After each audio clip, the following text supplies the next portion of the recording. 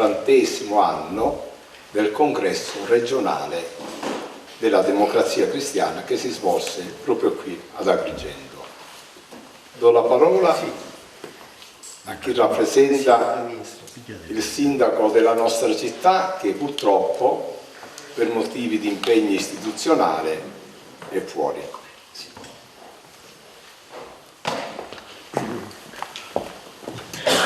Buonasera, porto il saluto del primo cittadino, non ho potuto essere qui presente per impegni istituzionali.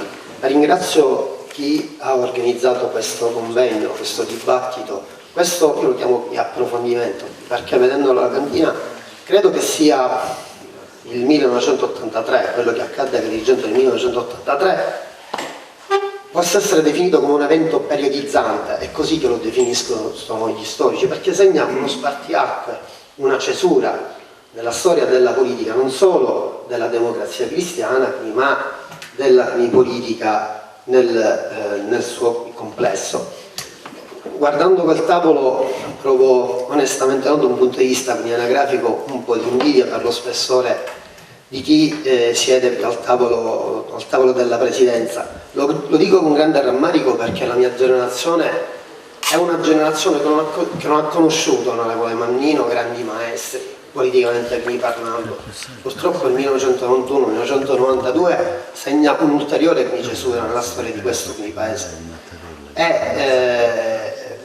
È una politica, quella che nasce dal 1992 in poi con la P minuscola, una politica, io la definisco priva di aggettivi, e questo quindi a me dispiace molto, dispiace quindi perché chi come me vuol fare politica oggi quindi purtroppo non può confrontarsi con quella classe quindi politica che ha dato sicuramente molto quindi a questo paese, quella classe quindi politica che aveva soprattutto una funzione pedagogica. Oggi essere quindi deputati, essere consiglieri comunali, rappresentare il partito il paese nelle sue diverse quindi espressioni non significa parlare quindi di politica. Ecco, chiedo quindi a voi che avete conosciuto la politica con la P maiuscola uno sforzo quindi maggiore, per dare la possibilità quindi alle nuove generazioni di guidare questo paese, un po' di come lo avete fatto voi. Grazie ancora e buon lavoro. Grazie dottor Pilula. Cedo il microfono al padrone di casa, Don Angelo Chillura, che è il direttore della Biblioteca Lucchesiana. Un saluto a tutti gli ospiti, un saluto a voi. Con piacere ho accolto l'invito dei professori di Natali a fare qui in Lucchesiana questo convegno per ricordare i 40 anni del congresso ecolistico della Democrazia Cristiana qui ad Agrigento. 40 anni, mezzo secolo quasi. Ecco, la Lucchesiana non è semplicemente uno spazio per accogliere eventi, anche se l'ambiente è affascinante e meraviglioso. La Lucchesiana è una delle istituzioni culturali più prestigiose certamente della provincia, ma possiamo dire anche della regione.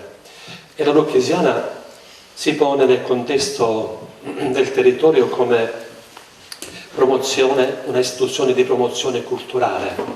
Il vescovo illuminato Andrea Lucchesipalli, fondatore di questa biblioteca, ecco, volle regalare alla città pubblico donata, così è chiamata questa biblioteca, ecco, la sua raccolta, che allora comprendeva 8.000 volumi, ora sono 80.000 volumi, perché lui diceva dobbiamo favorire la crescita spirituale, religiosa e sociale della popolazione, una popolazione che allora comprendeva appena 18.000 persone, e chi sapeva leggere era una percentuale molto bassa, però secondo me era lungimirante. Quindi la Lucchesiana come luogo di cultura, come luogo di dialogo, di incontro. E anche qui credo che questa nostra prospettiva corrisponde allo spirito del Lucchesipalli. Dicevo, mente illuminata. Lui, collezionista, bibliofilo, ma anche grande uomo di studio, volle sistemare la sua raccolta di libri con un criterio semplice, però significativo. sul lato sinistro tutte le opere che allora venivano definite di carattere profano, sul lato destro le opere di carattere religioso e teologico. Cioè le due realtà, la ragione e la fede, che sono poi raffigurate in quei due medaglioni che sono nella parete di fronte a voi. La ragione e la fede ci permettono di raggiungere e conoscere la verità che è Dio. E questo penso che sia una visione meravigliosa e straordinaria. Per questo allora, la Lucchesiana vuole essere luogo di incontro fra le varie realtà sociali, culturali, politiche, in modo tale che ci sia un confronto continuo, ecco, perché questa nostra umanità possa maturare e possa crescere. E dico, l'argomento di oggi è certamente interessante, 40 anni, 83. In questi 40 anni quanti fatti, quanti episodi sono successi, quanti cambiamenti a livello sociale, economico, a livello ecclesiale, quante stragi dall'83 al 93, 95, un decennio pieno di fatti veramente delittuosi, e mai si era verificato questa strage di uomini delle istituzioni.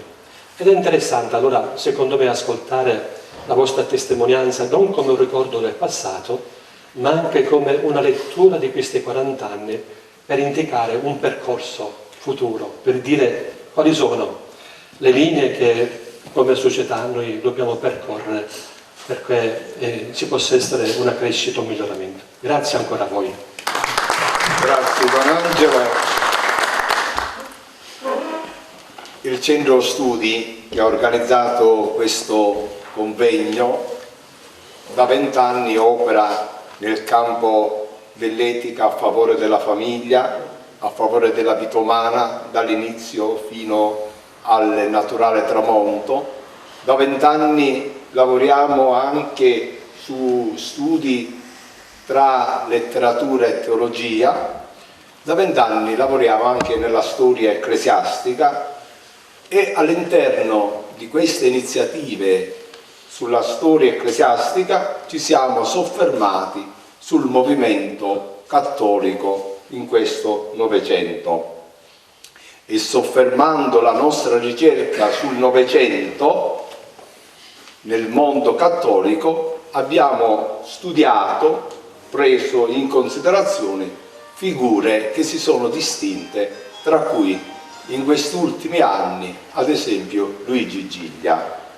Per cui questa iniziativa di convegno studi nel ricordo del 40° congresso regionale della democrazia cristiana si innesta in questa attività di ricerca storiografica che noi stiamo portando avanti. E per capire, per conoscere cosa fu quel congresso, abbiamo ritenuto fondamentale e indispensabile oggi organizzare un convegno studi proprio in occasione del 40° anno.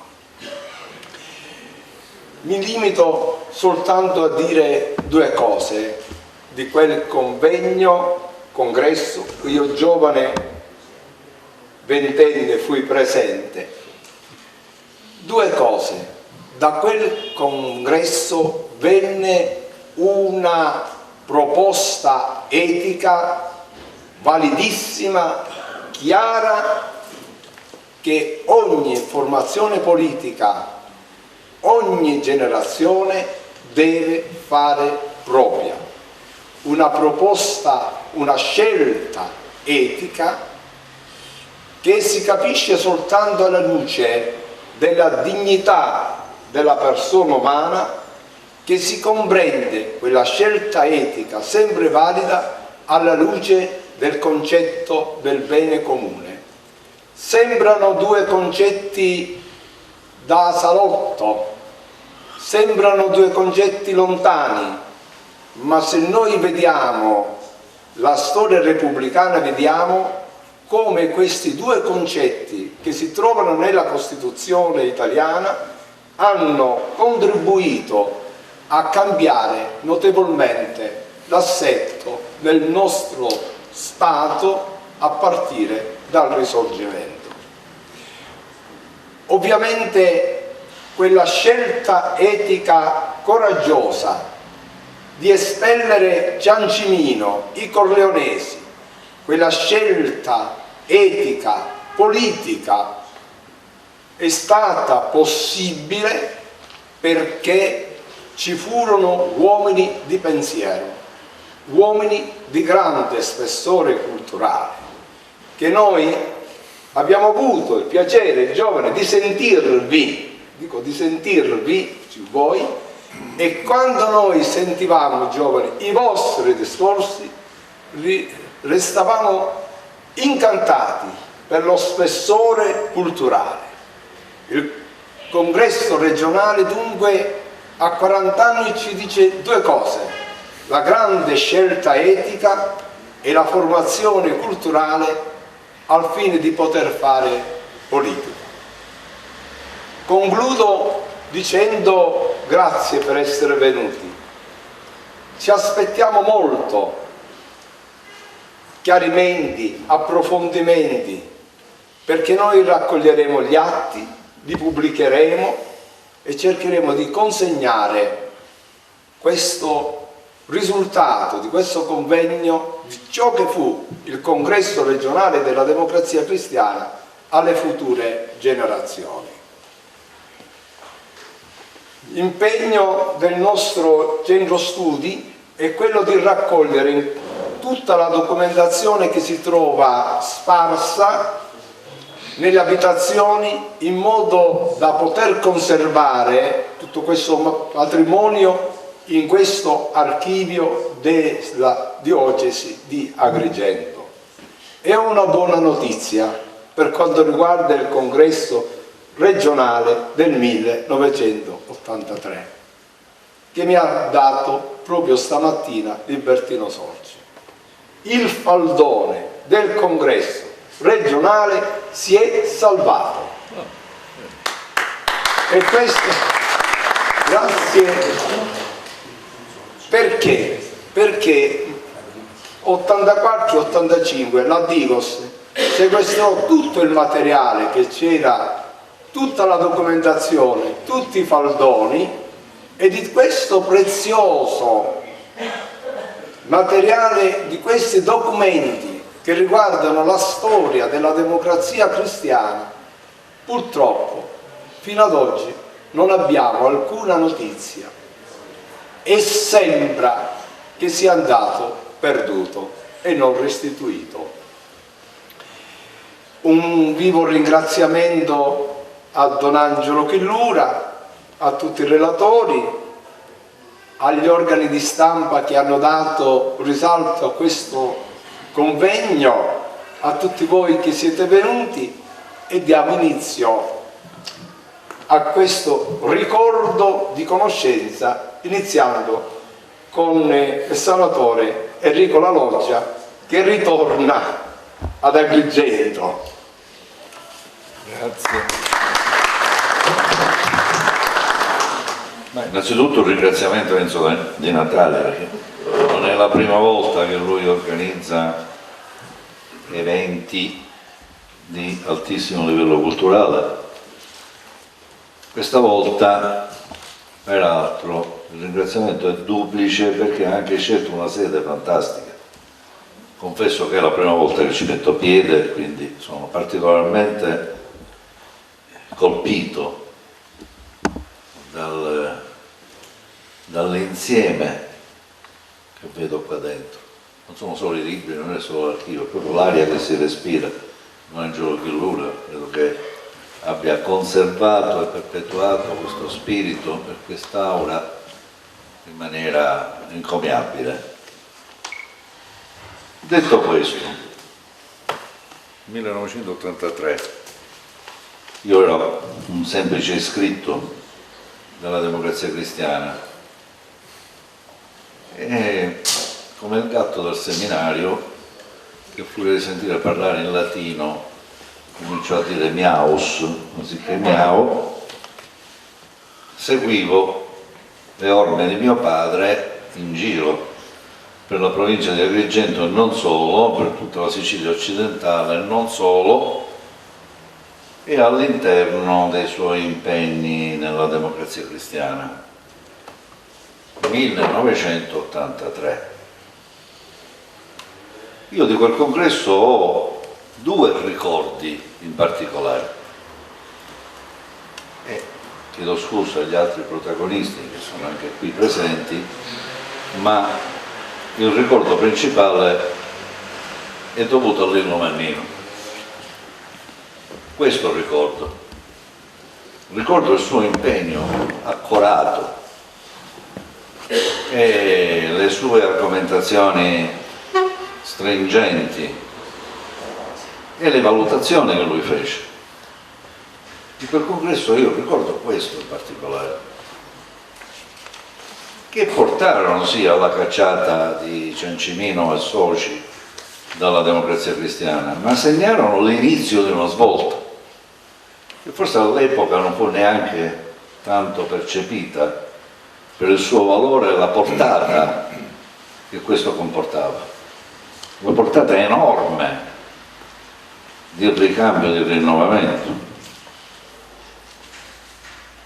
E l'evoluzione naturale di quel momento, particolarmente significativo, si ebbe poi con la cosiddetta primavera di Palermo, credo ricordate tutto questo, e quindi il rinnovamento che si tentò della politica, del rapporto con i cittadini, del rapporto tra le diverse forze politiche e dei diversi gruppi che le rappresentavano all'interno del Consiglio Comunale.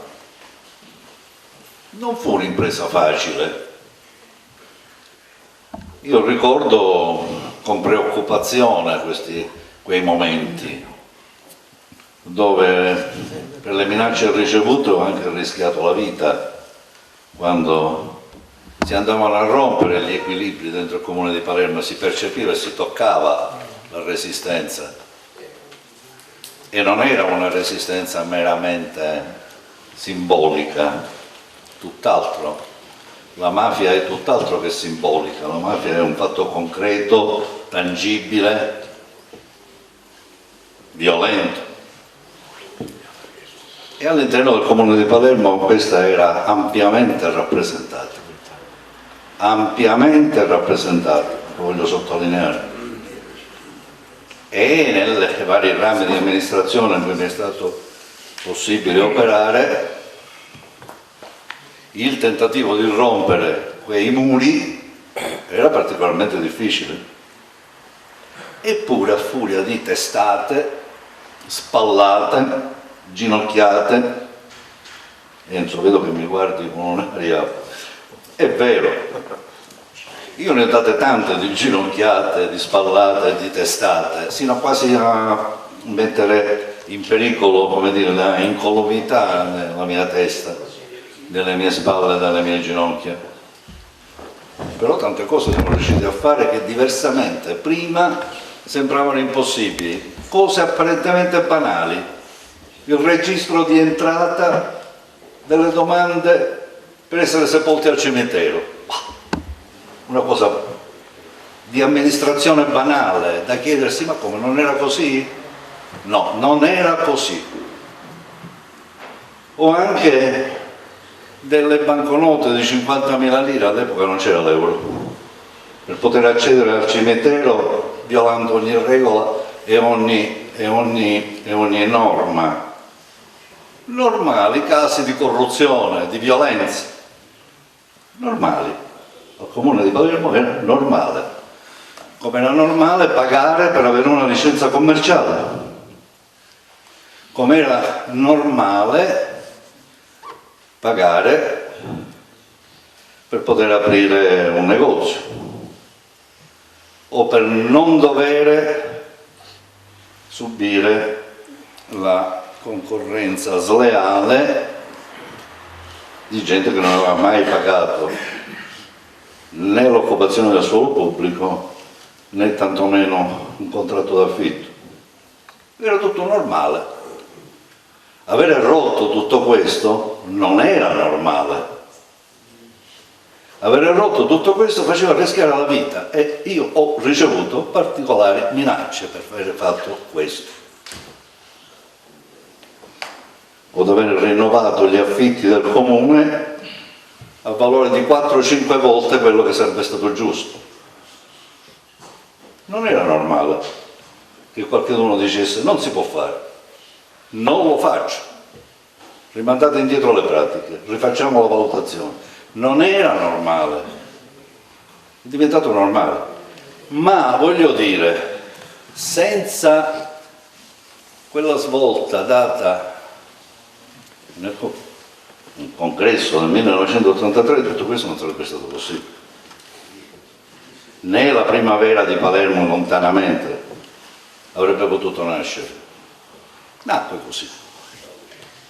E così come nacque poi si andò man mano disperdendo in mille rivoli, perché purtroppo la tensione morale non sempre si riesce a tenere al massimo.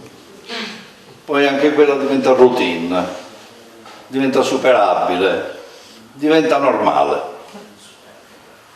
E sulla normalità ci sarebbe tanto da dire. Muore la Democrazia Cristiana, nasce il Partito Popolare, ma non nasce come avrebbe dovuto nascere secondo i principi di De Gasperi, di Sturzo e compagnia.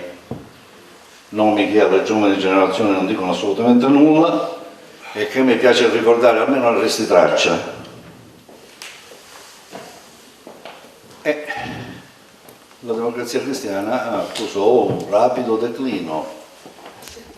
Conservo tra le cose più care una lettera di Martinazzoli che mi dice che purtroppo troppi cadaveri impediscono al vivente di rinnovare l'anima del partito.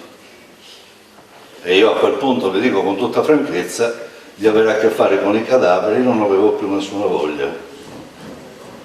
E allora, avendo chiesto e ottenuto di inserire nel programma di Forza Italia i principi fondanti del cattolicesimo liberale, cosa che poi fu determinante per consentire l'ingresso al Partito Popolare Europeo, a un certo punto ho deciso di aderire per la forza politica, perché, per quanto possa sembrare strano, ma allora non mi sembrò affatto strano, mi sembrò un'evoluzione anche quella ovvia. Era molto più facile poter sostenere quei principi all'interno di Forza Italia che non nella morente Democrazia Cristiana o nel nascente male Partito Popolare.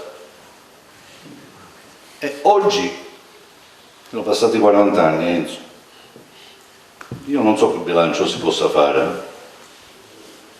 Mi mancano diversi elementi di valutazione per poter fare un bilancio. Noto che è tutto talmente volubile e fragile che così come è morta la Democrazia Cristiana ed è nato male il Partito Popolare, sta morendo anche Forza Italia, non c'è più.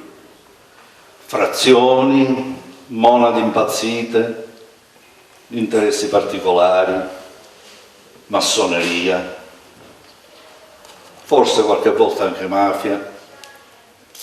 Non c'è più nemmeno la tensione morale. Cosa c'è? Che resta?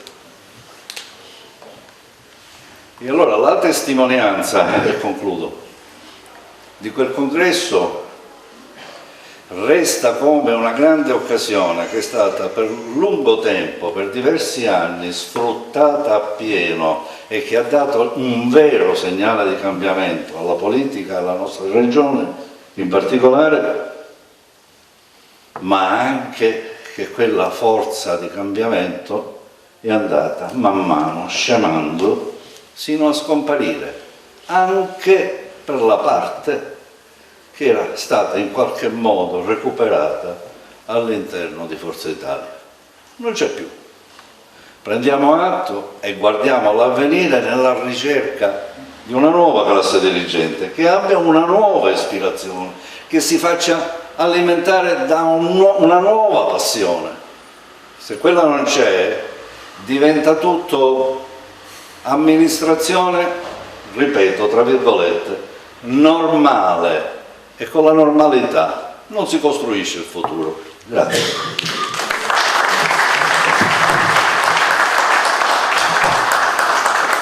Grazie senatore La Loggia. Colgo l'occasione per dire che il prossimo anno, 2024, ricorre il 30° anno della morte di papà dell'onorevole Giuseppe La Loggia, e per la circostanza noi come centro studi ci proponiamo di fare un ricordo. Perché questi ricordi? Perché ricordando di qua e di là vediamo che incominciamo a tirare fuori documenti, a tirare fuori testimonianze, incominciamo a tirare fuori tutta quella documentazione che potrà servire per un lavoro storico sulla democrazia cristiana. Da Palermo è venuto il nostro caro Rino La Placa, è stato qui qualche giorno fa proprio nel Palazzo Vescovile per presentare il libro di Giovanni Tesè dedicato a Piersante Mattarella. Dopo 2 giorni Rino ha dovuto fare ritorno qui ad Agrigento e nel 1983 allora fu un giovane presente al congresso regionale della Democrazia Cristiana di Agrigento. Grazie per l'invito e sono veramente lieto di essere tra di voi stasera in questa bellissima sede. Devo essere però sincero, quando me l'ha detto la prima volta, se ti ricordi, ero ributtante a venire, perché non è che proprio mi convince un convegno, ora dobbiamo parlare poco, parleremo poco, voglio dire, le voci probabilmente era bene ci fossero anche altre voci, e però non sarebbe stato un 5 ma 7, 8, non lo so, comunque sembra bene parlare che non parlare. Poi le pressioni sono state intense e siccome io ho un antico rapporto d'amicizia con Renzo De Natale non mi sono ritirato e sono venuto volentieri. Conservo in questa piccola carpetta, stamattina mi ero fatto una scaletta dell'intervento di oggi, lo conservo, perché su questo tema volevo fare soltanto 2 considerazioni che pensavo di collocare alla fine, ma volevo che un poco tutti, io vedo che posso aiutarvi, andassimo nel tempo in cui fu celebrato questo congresso. Questi incontri a me piacerebbe farlo con, immagino io, una platea di giovani giornalisti, quelli che sono in attesa di fare l'esame d'abilitazione.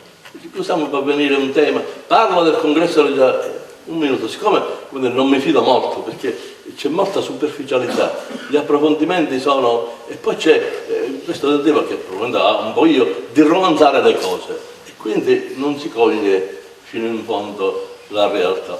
Oppure se ci fosse un gruppo di tesisti, di laurea, dottorato di ricerca che su questo tema vogliono fare, come dire, un lavoro. 1983. In Italia c'era il governo Fanfani, che era il suo 5º governo, e in questo governo c'era un siciliano, ce l'ho qui accanto, l'onorevole Calogero Mannino, l'unico siciliano, vero? Ministro dell'Agricoltura. Quindi teniamo bene questo punto. Siamo sul finire della legislatura, tanto è vero che poi a giugno dell'83 si vota, quindi questo è un governo scioglimento anticipato. Quindi questo governo di Fanfani, poi ne fece anche un altro, ci fu un 6º governo, ma questo governo non ha una durata lunga, credo forse dal dicembre 32, un anno quasi, questo governo. Questo è il primo punto. A livello regionale, il presidente della regione è Calogero Lo Giudice, che fa il governo cosiddetto delle emergenze. Anche questo è un governo secondo la media di tutti, ma anche questo non arrivò a un anno questo governo. Questo presidente dell'assemblea l'ho riconosciuto, vedo Lauricella, che prende l'assemblea, lui fece per 10 anni il presidente dell'assemblea, questi sono i suoi primi 3 anni, perché dall'81 in poi fece prendere. Questo è il quadro, i partiti più, come dire, in forza, per la maggioranza c'era la Democrazia Cristiana, per l'opposizione il Partito Comunista, poi tutti gli altri minori. I dati della consultazione del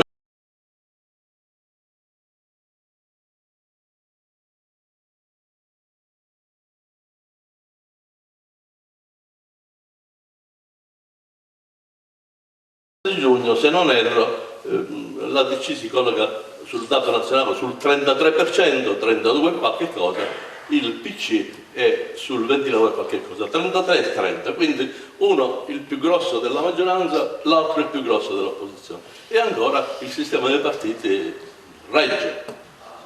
Presidente della Repubblica Pertini, che nel governo dell'Italia ha la stessa anzianità di Giovanni Paolo II nel governo della Chiesa, tutte e due eletti nel 78, quell'anno difficile, l'anno del sequestro e della morte di Moro, ma anche dell'inizio del pontificato di Giovanni Paolo II e della presidenza di Pertini.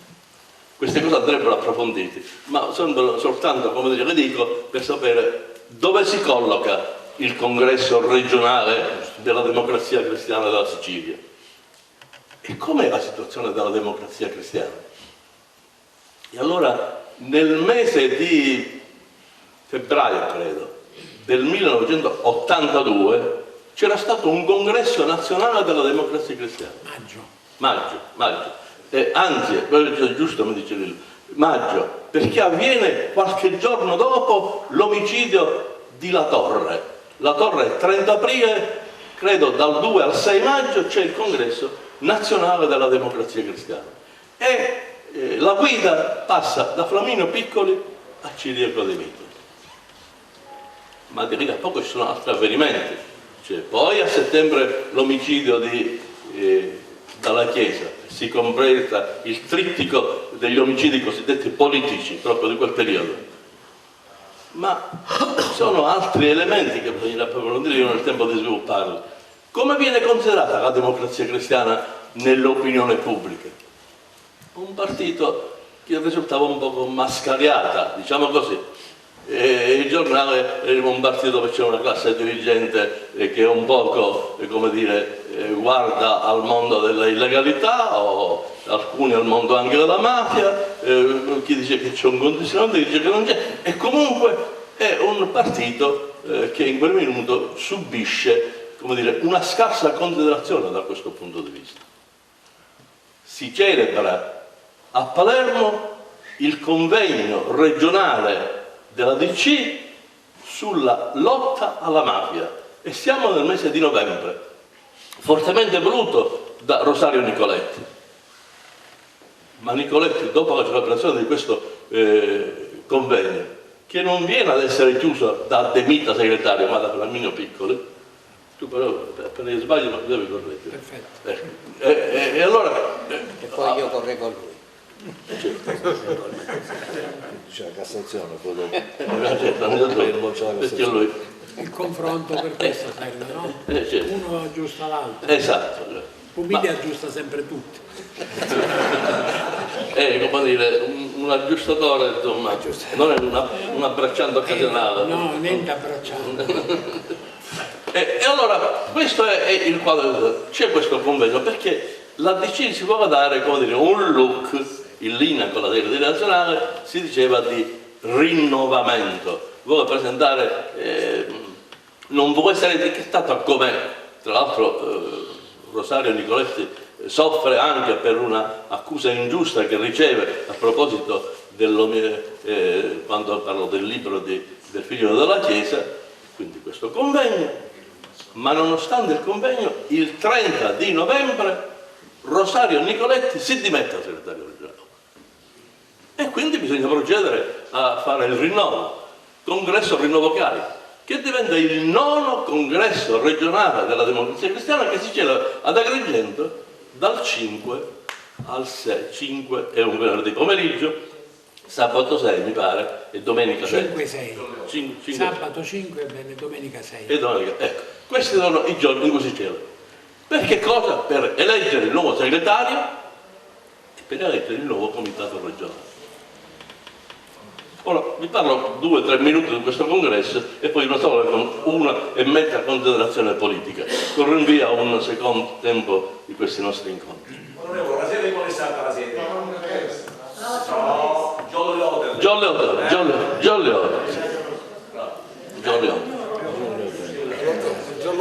Lotello. E allora il congresso regionale serve a questo, perché altrimenti non si capisce cos'è questo congresso. Addirittura qualcuno dice convegno, no, è un congresso regionale rinnovo cariche. Nicoletti, che è segretario regionale da penso 7 anni, dimissionario, non fa lui la relazione al congresso, la fa Ferdinando Mannini, che è si mi dice nell'invito è facendo funzione, che fa una relazione lunga, lunghissima. Nicoletti parla, ma parla l'indomani, e questo è un testo che ho, c'è un volumetto che poi lui ha fatto stampare, un bellissimo intervento fatto Rosario Nicoletti, e di questo voglio soltanto, se avevo tempo potevo leggervi qualche parte. Conclude, cioè l'ultima parte, le ultime 5-6 pagine lui individua una crisi di legittimazione giuridica del partito, di legittimazione politica e di legittimazione etica, che è in linea con le cose che abbiamo detto. Quindi bisognava fare un congresso in cui si desse il segnale che la DC si voleva scrollare di questa e voleva veramente riannodare i fili con la vecchia ispirazione cristiana, con una classe dirigente che fosse nitida, che fosse trasparente. Questa era un'esigenza che, seppur non dichiarata, questa era l'esigenza di fare, che era anche l'esigenza di De Mita, il quale De Mita, nonostante ha programmato il suo intervento, non è venuto perché dice che aveva la febbre. Io non sono in grado di stabilire ora se allora aveva la febbre o era un motivo per... Il fatto è che non venne. Mandò una bravissima persona a presiedere il congresso, ovviamente lui non lo conosce bene, Di Giuseppe, che era un deputato pugliese, forse di Lecce, senatore, il quale non fu presidente del Senato, ma come democrazia non raggiunse i vertici, cioè fu presidente del gruppo parlamentare della democrazia cristiana e vicepresidente vicario. Come faccio a dire? Il presidente del Senato poteva fare. Non l'ha fatto, quindi una persona molto stimata, uno che non era da big perché doveva difendere questo e quell'altro. Voglio dire, un presidente che tolse la parola a Salvo Oliva mentre parlava, per andare amico, calmo, tranquillo, però uno che aveva questo tipo di... Questo è il congresso. Ma qual è il punto del congresso che tutti poi diciamo sulla cacciata, non cacciata? Il regolamento del congresso diceva che presentate le liste, per essere ammesse al riparto e all'assegnazione dei seggi bisognava avere il 10%. Non avendo il 10% non si poteva partecipare al riparto della lista. Per quanto riguarda il segretario regionale, tutto fu risolto nella prima notte, tra il venerdì e il sabato. Io non so, forse, io ricordo che tu forse arrivassi in ritardo, in nottata, c'eri già questa prima sera o la seconda sera. Però, come dire, ricordo che Lima non c'era per l'avvendomani. E in questa... Era stato fatto già la settimana sul segretario. Sul segretario. E il segretario che uscì fu Pippo Campione. Pippo Campione è il segretario, il quale non appena gli dissero ma comincia a scrivere con la piattaforma su cui chiedi, e vabbè, siccome Di Penna se ne intendeva, se ne intende il Pippo che era stanco e male e vorrei da qui salutarlo veramente, e allora cominciò a scrivere la sua piattaforma su cui chiedeva il voto. Nessuno si è opposto a tutto questo. Qualche volta che volevo sfottere a Pippo Campione, vedi che tu stai di voto di tutti, Gengimiani compreso. Ma che dico? Come che dico? È così, ci vuole una battuta di mano, ovviamente tutti compresi, voglio dire. E lui cioè, io oggi vado per provocarla, per stuzzicarla. E allora hanno presentato delle liste. E le liste, dovendo presentare le liste, alcuni gruppi non avrebbero da soli mai raggiunto il 10%. Fra questi c'era la lista dei questi amici di Giancimino, ma c'erano anche liste. Le liste presentate sono 4. Una per esempio era fatta insieme dai Dorotei e dai Compagnani, perché ciascuno temeva di non raggiungere il 10%. E fu questa lista che ha come capolista Calogero Giudice il numero 2 Luigi Gioia. Una lista di questo tipo. Una terza lista era fatta dagli Andreottiani e un'altra lista era la lista che prese più voti, e dove il nucleo era Gullotti con l'area Zac si chiamava allora, tutto quello che c'era dentro, il gruppo di Lillo Mannino, e poi c'era persino, dicono, ho rivisto, c'erano 2 Colombei, amici di Colombo, che era Aleppo e un altro con lui, e uno addirittura Bisagliano, tutti che si chiamano messi tutti insieme in questo listone.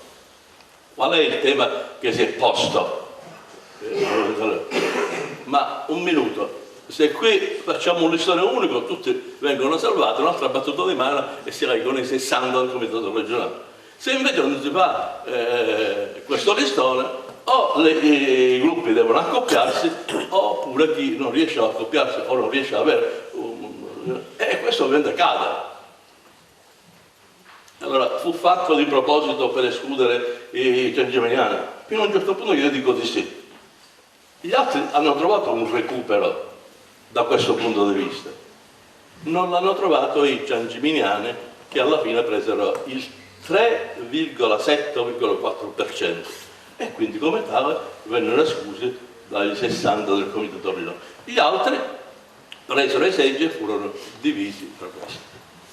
Ora io ho piacere di ascoltare come sempre Lillo Mannino, perché io c'ero. Io potrei anche non parlare, se tu dai una risposta.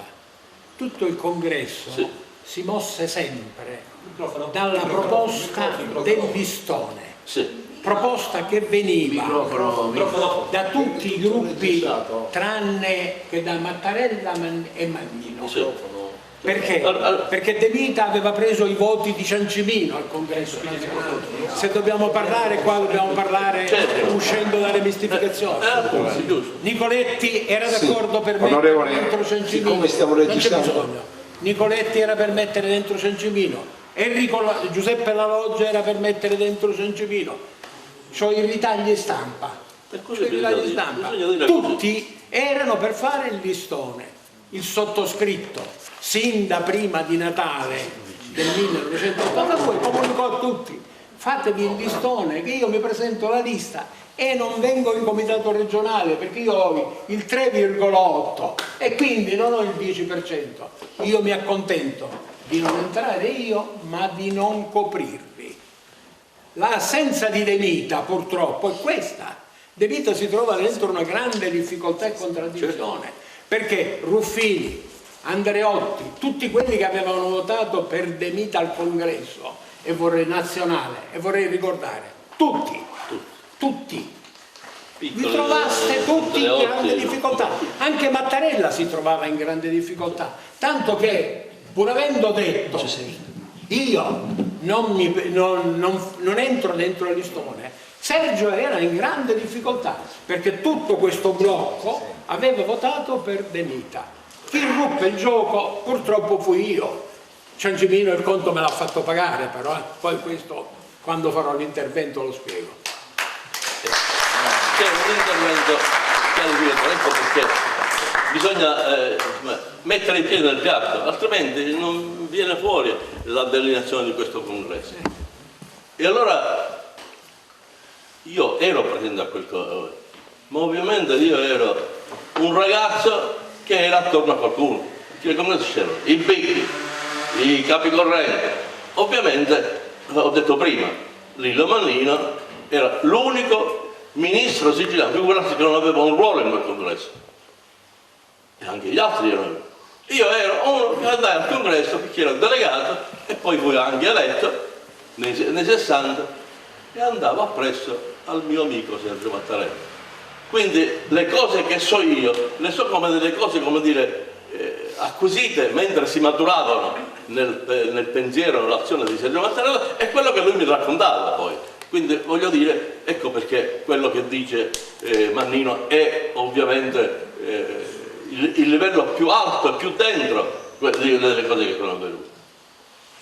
Tra l'altro, lasciate, per Sergio Mattarella era il primo cimento pubblico, perché dopo la morte del fratello, voi tutti sapete che per un periodo di tempo non ne volle sapere. Sì, allora ho finito. Ho finito. E allora chiudo questa parte per vedere un'altra volta. Invece dico due considerazioni. Primo, parlò di Ciancimino. Ciancimino non ha mai avuto nel livello regionale del partito un ruolo di primissimo livello. Il suo spazio operativo era il comitato provinciale e la città di Palermo. Sia a livello istituzionale, fra i deputati regionali, che io ricordo solo uno si dichiarava apertamente amico di Ciancimino e fece il deputato forse per 2 legislature, ma non ricordo mai un assessore che anziché mettersi Andreattiano, Fambaniano, era Ciancimino, nessuno. Ovviamente lui faceva bene i voti a questo, a quell'altro, a questo, a quell'altro. E chi era? Ma chi? Chi era chi? Il deputato regionale. Chi era? Il deputato era onorevole Mazzara. L'onorevole Mazzara, una bravissima persona, era il deputato Ciccio Mazzara. Ciccio Mazzara. Era il deputato che direttamente si riferiva, ma poi io non ne conosco altri. Di Palermo, sì. Esattamente del quartiere Uditore. Ecco, questo è. Poi non ne conosco. Quindi né a livello di comitato regionale aveva mai tanti conoscenti, tanto è vero che in uno servizio, visto che tu c'hai i ritagli, molte cronache l'ha fatto Felice Cavallaro, che forse allora non era a Repubblica, e scrisse. In un passaggio, sapete cosa scrive? Del Corriere della Sera. In un passaggio scrive: ma in definitiva questo Ciancimino non ha nessuno uscente e nessuno gli entra, ma questa cosa non la vedo. A un certo punto scrive. E allora questa è la prima considerazione. E io ricordo che un'enfasi particolare durante il congresso e anche non c'è stata, cioè nessuno ha parlato di cacciata, presi a calci dal sedere, nessuno. Né ci fu mai un intervento di un cianciminiano che prese la parola e disse: la piattaforma di Campione non mi piace, oppure io, assolutamente, la situazione avvenne, come dire, quasi in modo silenzioso. Ovviamente tutti temevano la reazione che avrebbe fatto sul piano palermitano Ciancimino, ma sul piano regionale questa cosa. E l'altro punto, allora ci rinunzio.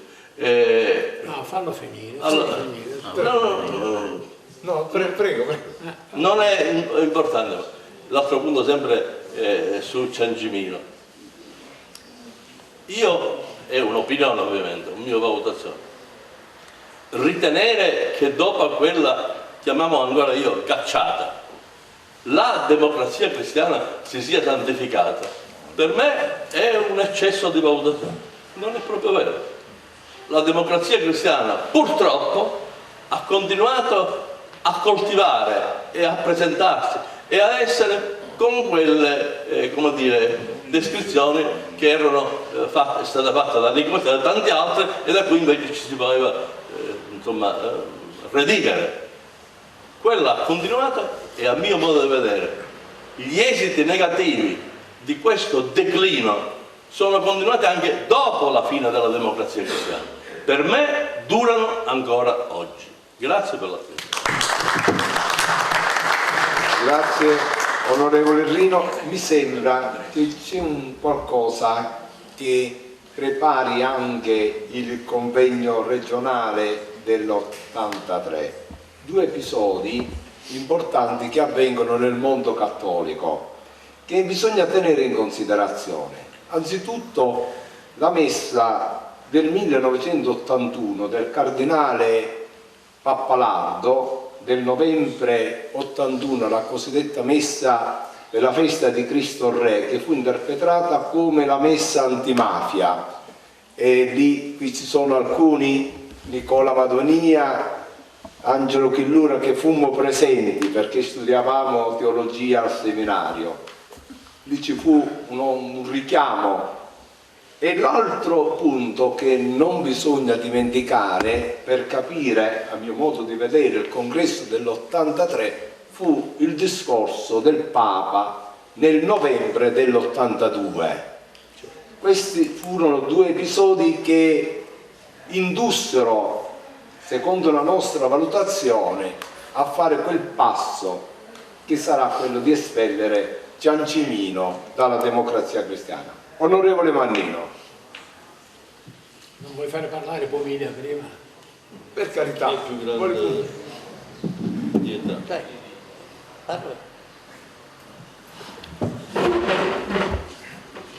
La ricostruzione che è stata fatta in una placa assolutamente fedele,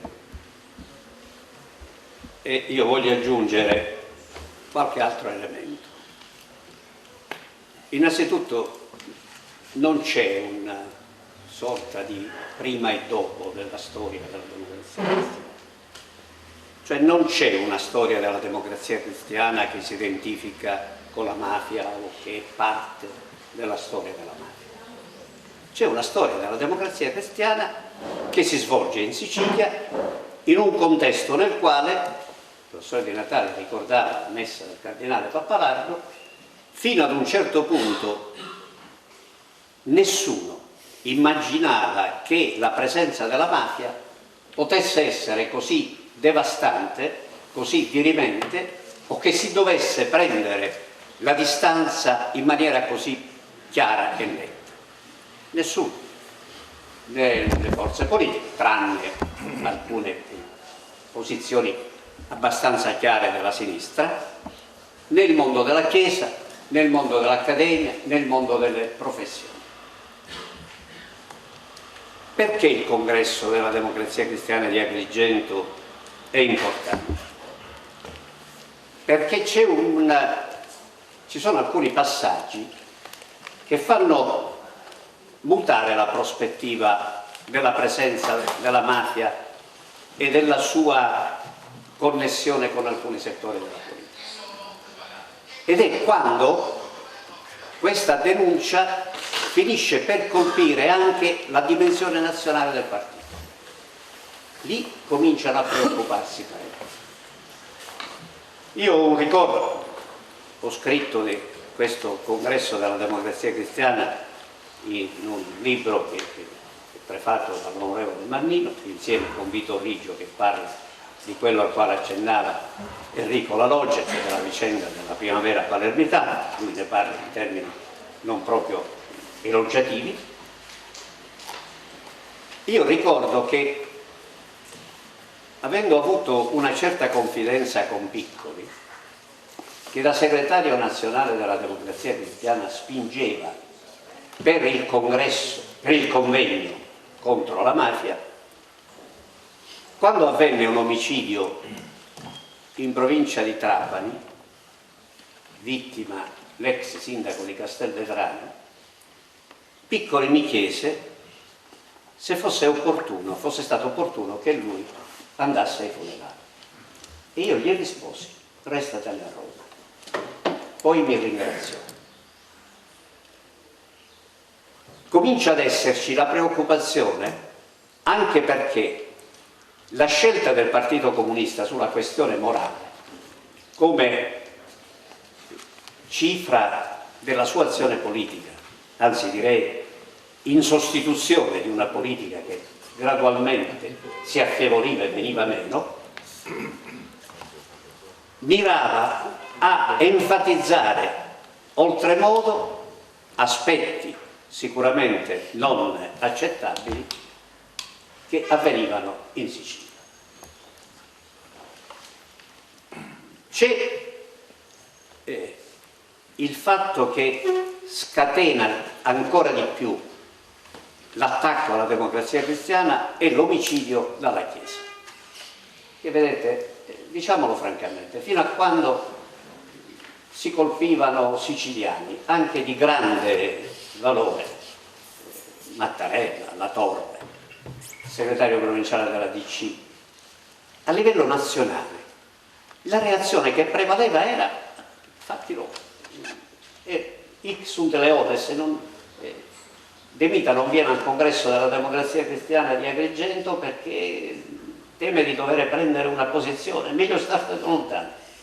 L'omicidio dalla Chiesa invece scatena un elemento che diventa dirimente, per cui Nicoletti, col quale io ho avuto, come Mannino ben sa, un rapporto anche lui fraterno fino alla fine, non era molto convinto, venne spinto a fare il convegno sulla mafia Mannino, che è sempre stato bravo e particolarmente veloce, lo precedette con un suo convegno sulla mafia, al quale, lo dico io, così lui evita di dirlo, partecipò anche il giudice Chinnici, segnalando non solo una presenza importante, ma anche una interpretazione importante. Ci sono settori collusi, ma il partito non è colluso. Quel convegno della democrazia cristiana regionale, finì per sortire un risultato tutt'affatto diverso rispetto a quello che ci si aspettava, perché innescò delle polemiche violente che coinvolsero l'allora direttore del Popolo Galloni, per le quali polemiche Nicoletti scelse di dimettersi, poi ritirò le dimissioni, poi alla fine non resistette e si dimise. Questo contesto, nel quale, guardate, i dirigenti della democrazia cristiana non erano diversi da quelli che avevano sostenuto Santi Mattarella per la presidenza della regione. E tuttavia il clima era completamente diverso. Non si poteva più ignorare che la democrazia cristiana dovesse fare in qualche modo i conti al suo interno. E li fece nel congresso regionale della democrazia cristiana, nel quale magari si enfatizza l'esito dal punto di vista politico, fu un regresso. Il messaggio che venne fuori fu quello della cacciata non dei corleonesi, di uno di Corleone, diciamo, di una longa manus di quel mondo. Sul piano politico, invece, saldò il rapporto tra Gullotti e Lima, con la copertura di un ottimo segretario regionale, Pippo Campione, che dal punto di vista dell'immagine copriva questo ritorno di potere di una parte del vecchio mondo della democrazia cristiana, ma non manifestò la capacità di guida del partito. Mannino perdette il posto al governo, perché l'equilibrio fu quello. No, dillo, siccome conosce l'episodio, perché dopo le elezioni politiche alcuni deputati nel dettaglio andarono a Roma a dire che gli equilibri politici in Sicilia sono mutati. In Sicilia Mannino non deve fare più il ministro, perché diversamente col prestigio di ministro finirebbe per incidere sui rapporti che noi abbiamo deliberato e costituito al congresso di Agrigento. Ma non è che poi, voglio dire, la cacciata di Ciancimino risolve e chiude il problema, né chiude il problema della gestione del partito, che da lì a 2 anni si prende consapevolezza che se si voleva tentare realmente un processo di rinnovamento, i passaggi dovevano essere ancora altri oltre a quello della chiusura del rapporto con Ciancimino. Quali dovevano essere? Il commissariamento della DC di Palermo, l'ascesa politica, il ritorno di Mannino al governo, Mannino alla segreteria regionale, Nicolosi alla presidenza della regione e una classe dirigente, come io scrivo nel libro che mi consentite di autocitarmi, che racconta queste vicende, una classe dirigente che, al di là di errori che pure ha commesso nel corso della sua esperienza, non aveva, né dal punto di vista politico né dal punto di vista della provenienza come si può dire, sociale e culturale, non aveva riferimenti con il vecchio mondo che pasticciava la realtà, con quale la realtà politica era in alcuni aspetti della realtà politica erano connessi. Tutti quelli della nostra generazione Angelo La Russa, Mannino, io, con ruoli diversi, eravamo. Intanto avevamo avuto una pedagogia dell'azione cattolica che cominciava ad essere attenta a questi fenomeni. In provincia di Agrigento, la prima volta, lo dico a Padre Chillura e agli altri, che l'organo della Curia, l'amico del popolo, parlò di mafia fu dopo gli anni 70. Perché il tema era con 67 sì. 63 giace Maria Laimo e altri che parlano. Sull'amico del popolo fu di Giovanni che cominciò a parlare della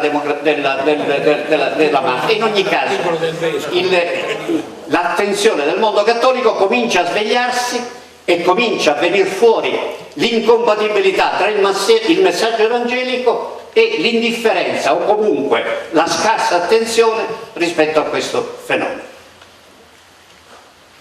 Quindi il vero tentativo di rinnovare la democrazia cristiana fu quello, Agrigento una cesura, dopodiché ci furono altri eventi che segnarono un passaggio importante. Io voglio dire perché non si riuscì, la storia è difficile, voglio citare una frase di Sciascia, il quale dopo il congresso della democrazia cristiana di Agrigento dice: per anni l'ADC ha dato alla mafia protezione, sicurezza e prosperità. Oggi che vuole distaccarsene come non mai è accusata di starci dentro. Qualcosa sta mutando, qualcosa è già mutato, con buona pace di coloro che ancora non vogliono crederci, che vorrebbero non fosse vero, e non per complicità, ma per il gusto di continuare a parlare e a inveire contro di essa. Cosa dice Sciascia? Che quello che ci saremmo aspettati tutti quanti era un segnale di apprezzamento di quel gesto, di disponibilità all'unità nella lotta contro la mafia, e invece avvenne il contrario. Da sinistra gli attacchi divennero ancora più forti, più insistiti, più violenti, perché sulla questione morale, ripeto, c'era il tentativo di coprire il vuoto della politica. Termino con un riferimento tutto agrigentino. La Russa, Mannino ed io partecipavamo da ragazzi ad un esperimento straordinario in provincia di Agrigento. Il rinnovamento che si intestò a Raffaello Rubino e alla classe dirigente che con lui prese in mano il partito, che aveva uno slogan straordinario: lotta alla mafia, assalto alla miseria. Perché quell'esperienza non ebbe il risultato che ci si aspettava? Perché questi fenomeni non possono vivere ed affermarsi senza un contesto generale di sostegno. L'azione di rinnovamento della democrazia cristiana, la lotta alla mafia, non poté avere il successo che si sperava, intanto perché la mafia era diventata un potere di una capacità finanziaria e militare incredibile, come poi le stragi hanno dimostrato, e poi perché non ci fu il concorso convinto intanto di tutta la democrazia cristiana, ma anche delle altre forze politiche. E termino con un riferimento all'attualità. Quella mafia uccise le persone che sono state qui ricordate, i delitti politico-mafiosi. Oggi assistiamo ad un tentativo di assolvere la mafia dalla responsabilità di alcuni delitti. Non è nuovo il tentativo, viene rinnovato con molta forza in queste settimane e in questi giorni. Perché? Perché torna ad esserci il tentativo di lettura in chiave di parte della lotta politica attuale. Intendiamoci, la mia posizione è indiscutibile, sono assolutamente convinto della inadeguatezza di chi governa questo Paese, ma da questo a immaginare il fil rouge che lega vicende come quelle che partono dall'assassinio Mattarella e si sviluppano successivamente all'eversione nera, assolvendo la mafia, che non ringraziando a Dio, che per la verità non ha mai avuto bisogno di aiuto quando deve far fuori qualcuno, è un tentativo di autentica falsificazione della storia, ancora una volta, ieri a scapito della Democrazia Cristiana, oggi a scapito di chi governa questo Paese. Grazie.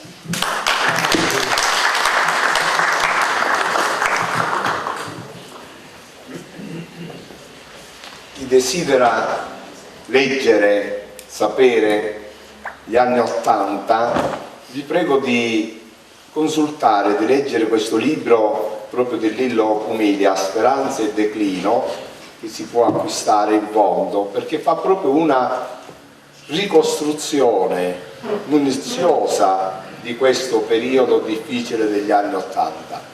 Ma pubblicamente al Lillo Pumilia desidero rivolgere un mio vivo ringraziamento. Perché? Perché quelli soprattutto di area cattolica che ci occupiamo di storia ecclesiastica, di storia in genere, abbiamo avuto e continuiamo ad avere una forma di timore reverenziale quando dobbiamo rivolgere dei giudizi nei confronti della sinistra e soprattutto del Partito Comunista Italiano, che riguardano uomini e partito. Questo l'ho notato e lo noto anche in me, perché negli anni abbiamo letto tanto della loro produzione culturale, storiografica, che ha influenzato molto la coscienza degli scrittori, degli storici. Lillo Pumilia in questo libro ha dato un grande contributo ad uscire da questa forma di inferiorità, perché senza peli sulla lingua dice pane, pane, vino, vino, e anche sottolineando gli errori gravi che i comunisti hanno commesso. Per cui è un contributo notevole che ci offre. Onorevole La Russa, protagonista anche di quel congresso dell'83.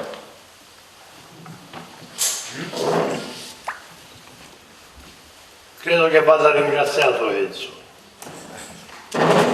perché senza la sua testardaggine, il suo carattere, la sua forza, noi non ci saremmo riuniti per parlare di Democrazia Cristiana e di un congresso che è stato tanto celebrato perché segnò la rottura ufficiale, formale, forte, drammatica, con qualche peccaticcio che noi abbiamo avuto nella nostra storia di tolleranza nei confronti della mafia.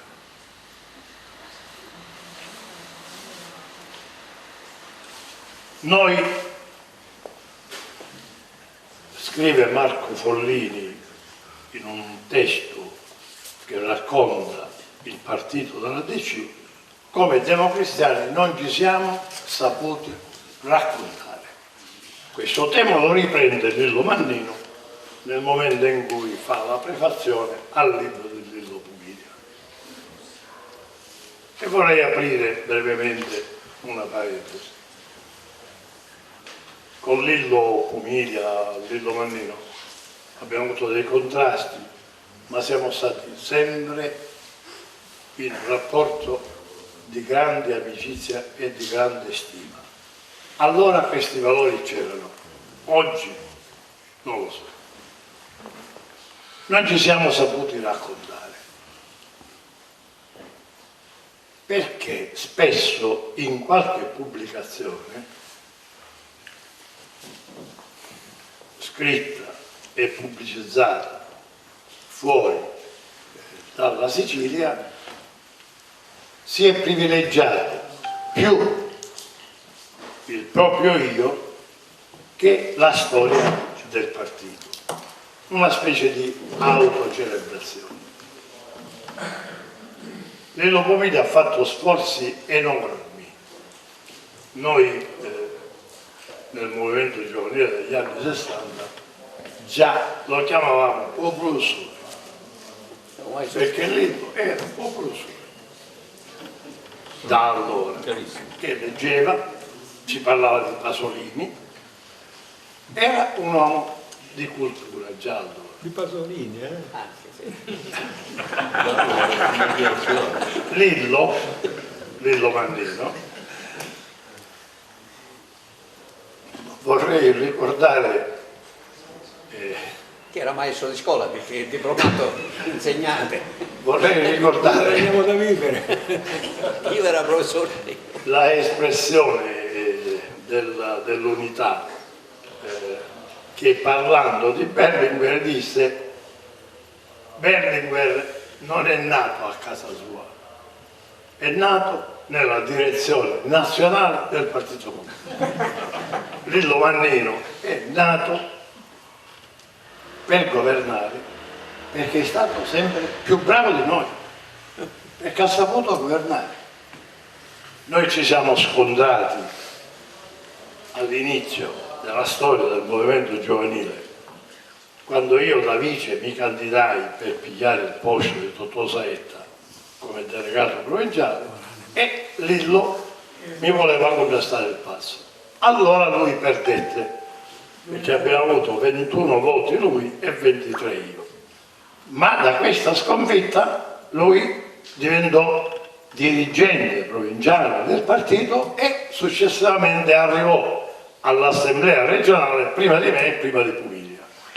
Quindi lui mi deve questa sconfitta perché è stata importante per la sua vita. Vorrei chiedere a Lello Pomiglia, ora nel suo intervento ho visto che ha parlato dell'assalto alla miseria e della lotta alla mafia. Nel suo testo, Speranze e declino, ne parla, però la affronta con nonchalance questo tema, che per me è fondamentale, perché dice che poi c'è Enrico La Loggia, e ricordiamo il suo papà, Peppe La Loggia normalizzò l'assalto alla miseria, perché dominò il partito. Io non sono d'accordo, perché noi da quel momento, mi riferisco a Pomiglia, mi riferisco a Sciascia Cannizzara, alcuni ci sono, altri non ci sono più, mi riferisco a Mannino, mi riferisco a Totò Saetta, mi riferisco a Gino Laimo, mi riferisco a Nino Aronica, a Stefano Camilleri, che poi è stato anche per un breve periodo sindaco di Palermo. Tutti questi non siamo stati normalizzati da loro. Anzi, io ricordo quando, dopo aver vinto le elezioni al congresso provinciale dei gruppi giovanili, io, Lillo è più veloce di me, ma io pure, un poco me la cavo, mi candidai alla segreteria regionale del movimento giovanile. Nel 63 fui eletto E allora cominciò una certa storia diversa di pesi e contrappesi e di lotta nostra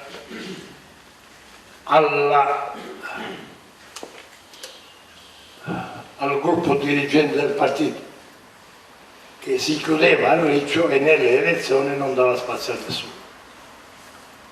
E ricordo un particolare, Enrico non so se se lo ricorda, quando nel 1968 un gruppo di pazzi, tra cui Pumiglia, Mannino Duro, Stefano Camilleri, Franco Bruno, tutto questo un bel gruppo di giovani, mi candidò alle politiche.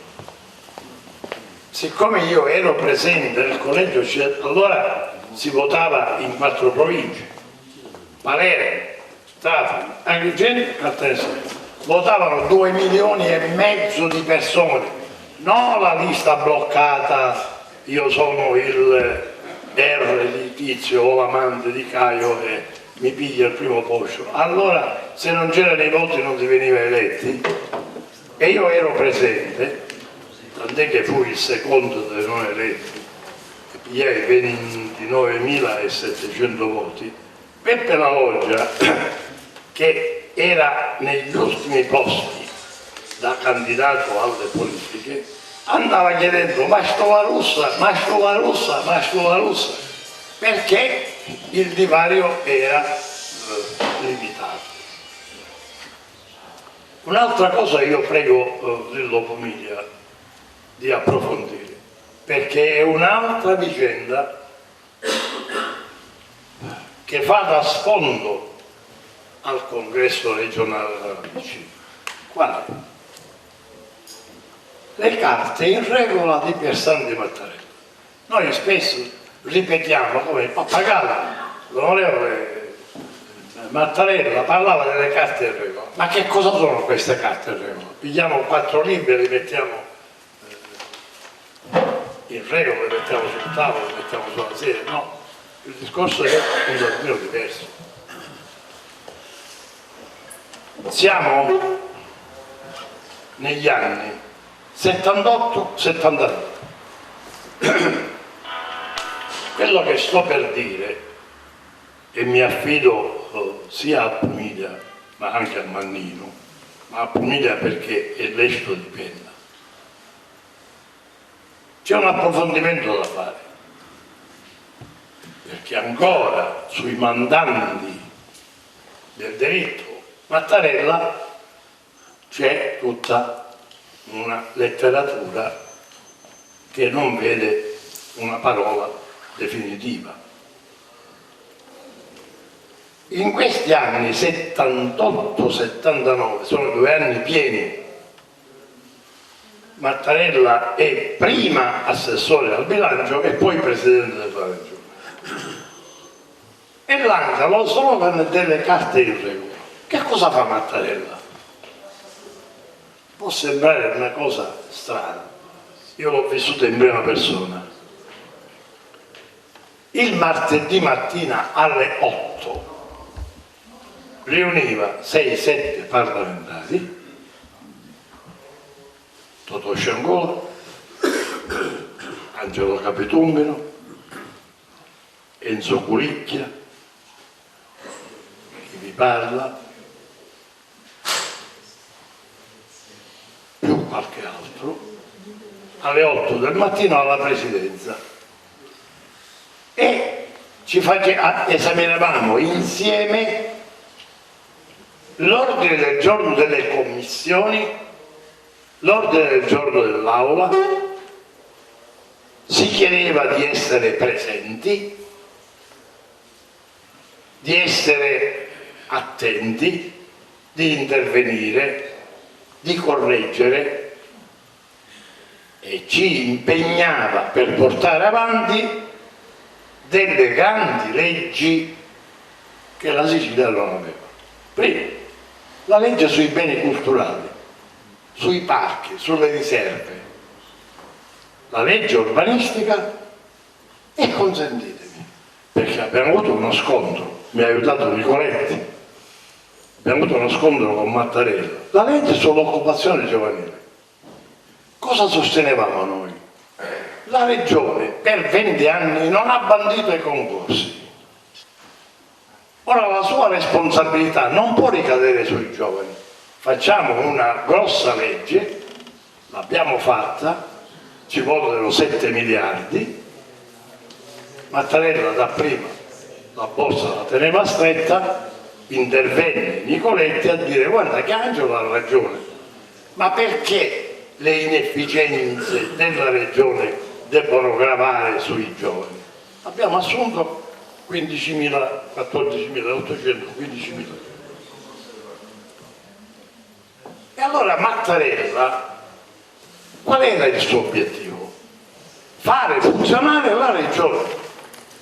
Le carte in regola di Mattarella queste sono: fare funzionare la Regione. Io sono convinto che c'è stata pure la questione della ispezione al Comune di Palermo sugli edifici scolastici, ma la ispezione sugli edifici scolastici non è tutto, perché il diritto Mattarella preoccupa chi lo organizzò per questa politica delle carte in regola. Cioè se la Regione si mette a funzionare, se le commissioni fanno le leggi, se le leggi sono quelle positive, lo spazio di incisività della mafia non c'è, è ridotto. Quindi credo che questo aspetto vada molto approfondito, perché è interessante. E faccio un passo indietro. Quando Rubino lancia l'assalto alla miseria, insieme lancia l'anatema contro la mafia, cosa dice a noi Pumiglia, Mannino, tutti questi che io ho nominato? Il taglio con la mafia deve essere netto.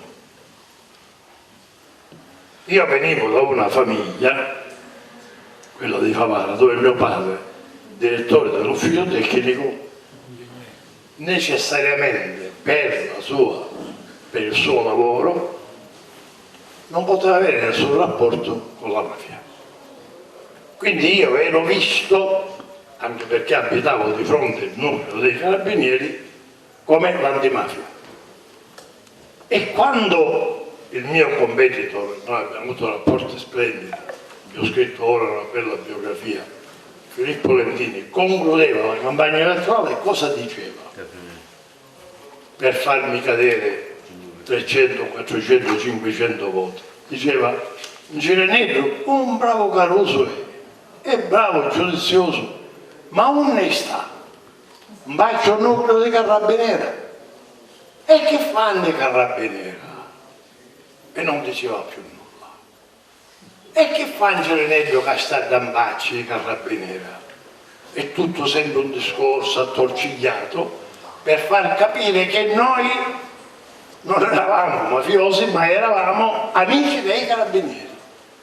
Perché il taglio nella nostra Sicilia era da quelli che pigliavano il caffè, parlavano, discutevano con i Carabinieri, e quelli che non discutevano con i Carabinieri, perché erano sbirri.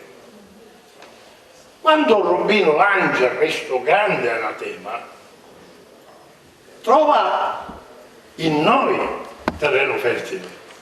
Lillo Pumiglia veniva da Caltabellotta, Lillo Mannino veniva da Sciacca, io venivo da Favara. Eravamo assolutamente impermeabili. Ecco perché questo tema è importante, e l'assalto alla miseria e la lotta alla mafia hanno poi un riverbero nel congresso dell'83. E l'ultima considerazione. Io tocco un tasto delicato che ho vissuto, e Lillo mi potrà correggere, perché c'è nel tuo testo riferito a Lillo Mannino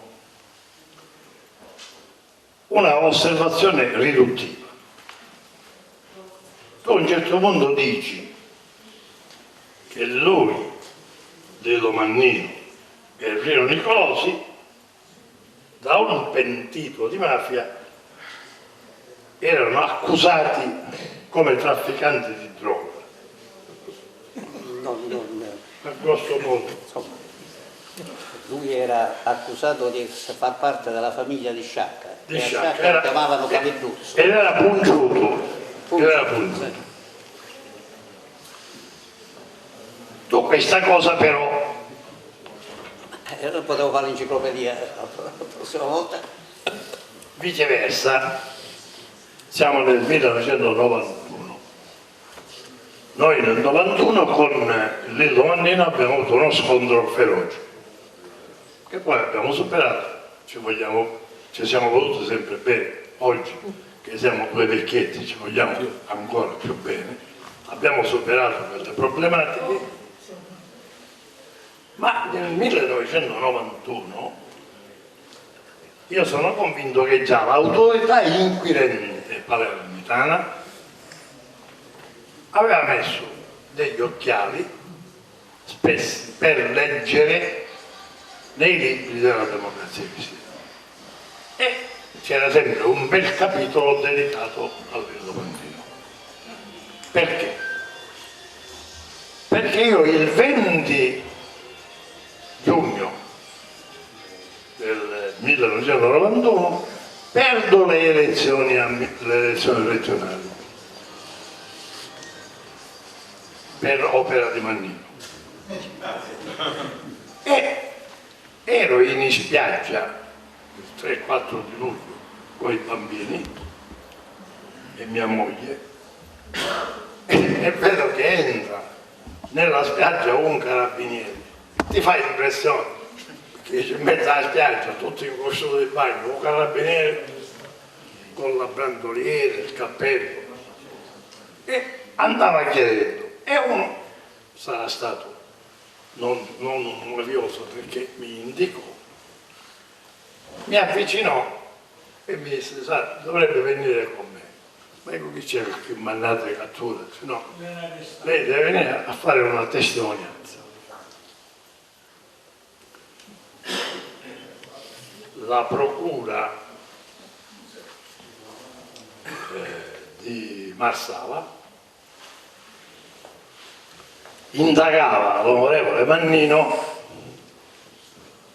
perché l'assessore all'agricoltura aveva nominato nel consiglio di amministrazione dell'ESA tale Paolo Iuculano in odore di mafia. E l'assessore all'agricoltura, per servire l'onorevole Mannino, segretario regionale, aveva fatto il decreto. Cioè, noi tutti cominciavamo a subire le letture dei nostri atti amministrativi perché? Perché si muovevano delle cose sul piano nazionale, poi c'è stato il delitto del 1992, ma poi c'è stata la elezione di Scalfaro, che lì sono venuti meno alcuni equilibri e sono spuntati altri equilibri. Ora voglio dire, concludendo, io penso che, approfittando del carattere fermo di Enzo e della sapienza del Lello Pomiglia, noi dovremmo approfondire questo periodo, partendo certo dal congresso del 1983, ma anche gli anni successivi vanno studiati e approfonditi, perché c'è tanto da scoprire, tanto da vedere e tanto da capire. Signori, il delitto Mattarella ancora non conosce i suoi valori. Il delitto Moro, tanto che Follini nel suo testo che dice? Dice vabbè, la democrazia cristiana cade perché crolla il muro, ma prima del 1979 c'è stato il 1978, cioè il delitto Moro. Credo che vadano approfondite tutte queste pagine di storia che serviranno non per noi, ma per il futuro di questo Paese. Perché? Perché non sappiamo cosa ci riserva il domani, soprattutto ai figli e ai nipoti. La vittoria della destra non è certo una bella pagina e vince a destra una donna che si sta dimostrando sempre di più intelligente, abile, spregiudicata e come compagni che costituiscono la sua maggioranza ha delle persone, lo diceva Enrico La Loggia, uno al tramonto. Ci leviamo 20 giorni con Silvio Berlusconi. Lui è più grande di me, di 20 giorni, e certamente la salute non lo accompagna. Salvini è quello che è. Noi rischiamo tra qualche anno di avere delle elezioni anticipate volute dalla Meloni che dal 30% potrebbe balzare al 40%. Credo che le forze democratiche, quelle che abbiamo amato questo Paese come la nostra casa e la nostra vita, devono aprire gli occhi e guardare il futuro. Grazie. Grazie, onorevole. Sì. Prima che concluda Mannino, Sì. e poi lo ascoltiamo tutti con interesse.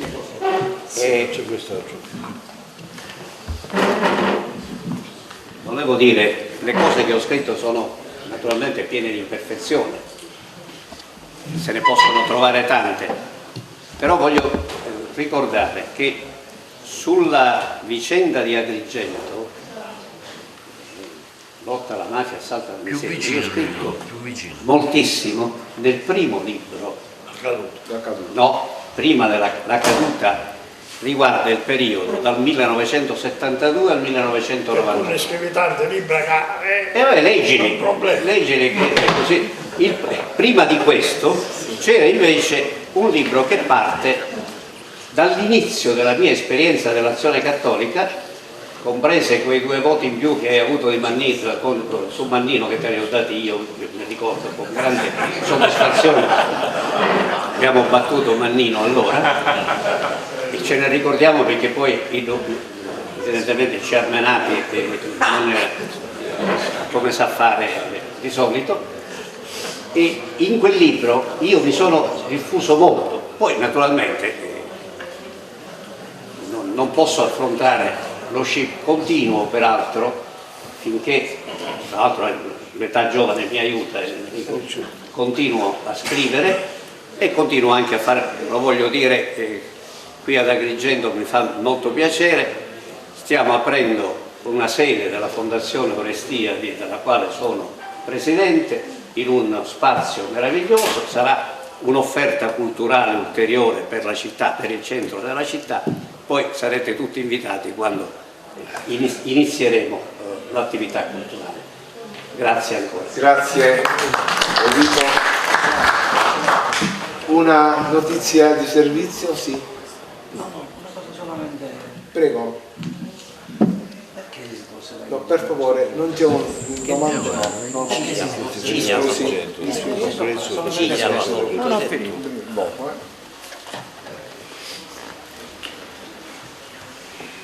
Una comunicazione di servizio, questa ripresa integrale che sta facendo TVA sarà trasmessa domani sera e penso che la televisione la trasmetterà tante altre volte. Colgo l'occasione per ringraziare i sindaci di Naro, c'è Maria Grazia Brandara e Carmelo D'Angelo, del sindaco di Romanusa, che ci hanno voluto questa sera allietare con la loro presenza, ecco, a questo incontro. E il fatto che dopo qualche ora e passa siete qui ad ascoltare con molta attenzione vuol dire che l'interesse del pubblico è alto. Chiudo e passo, abbiamo parlato tanto, qui ho sentito l'onorevole Mannino, concludiamo con l'onorevole Mannino. Il senatore Nuccio Cusumano è in viaggio e mi diceva che non ce la farà per arrivare. No, non ce la farà. Onorevole. Vedo che il senso è tuo. Questo è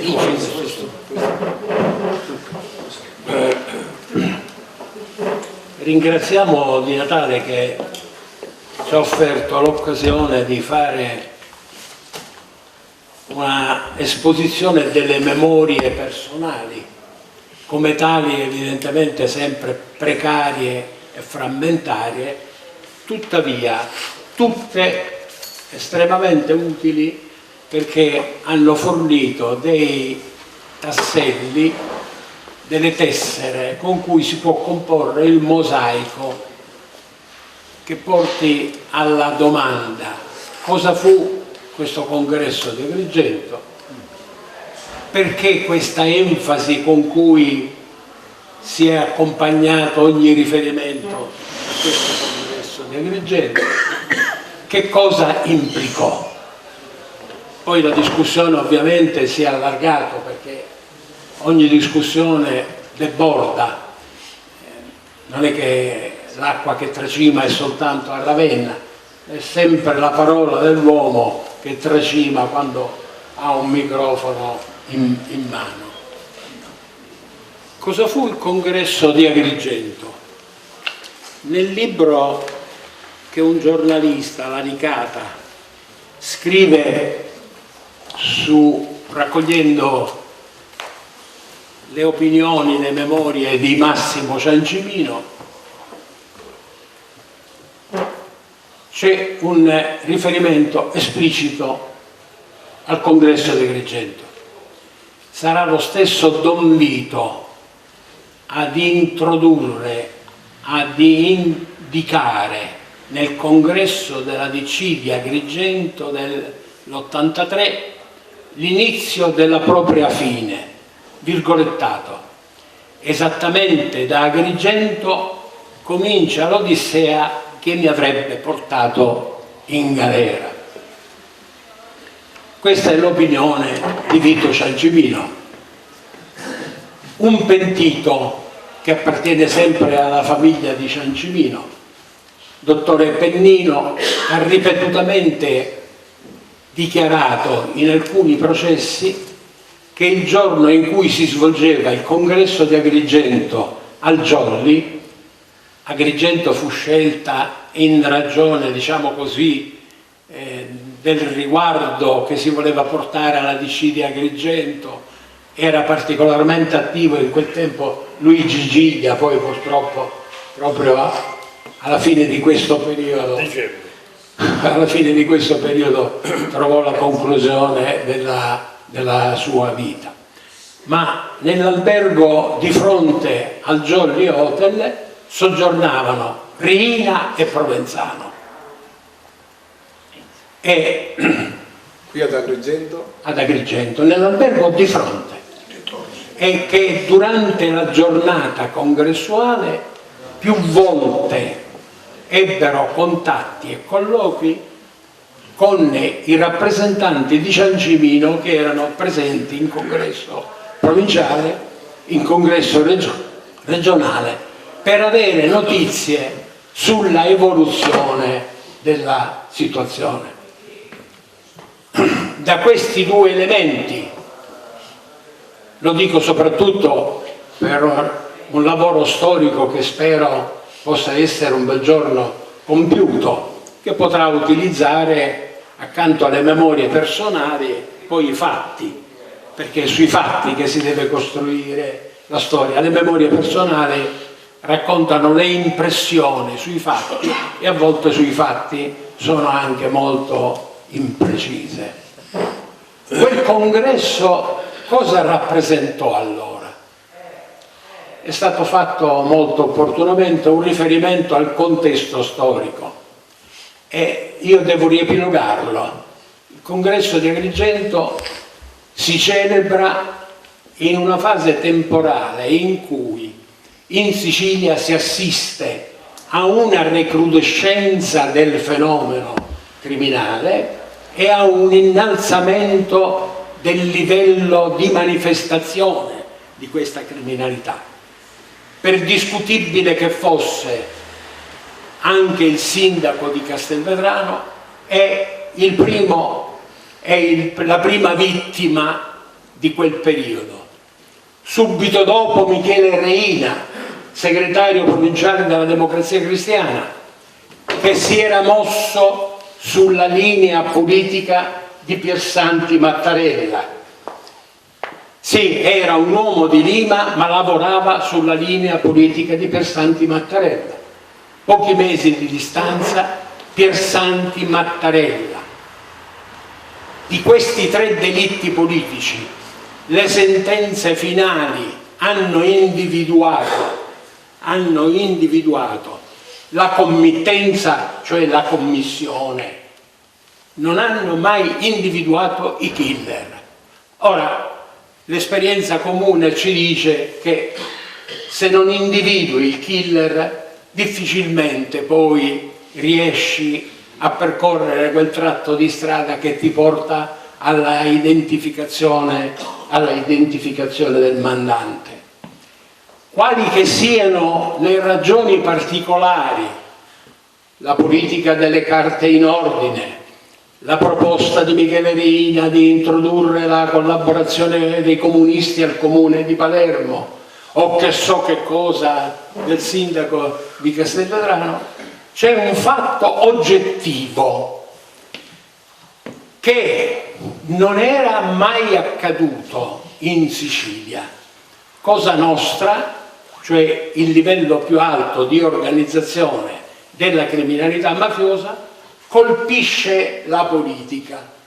Molto opportuna perciò quella citazione di Sciascia fatta da Lillo Pumiglia. E perché colpisce la politica? Questa è la domanda importante da farsi.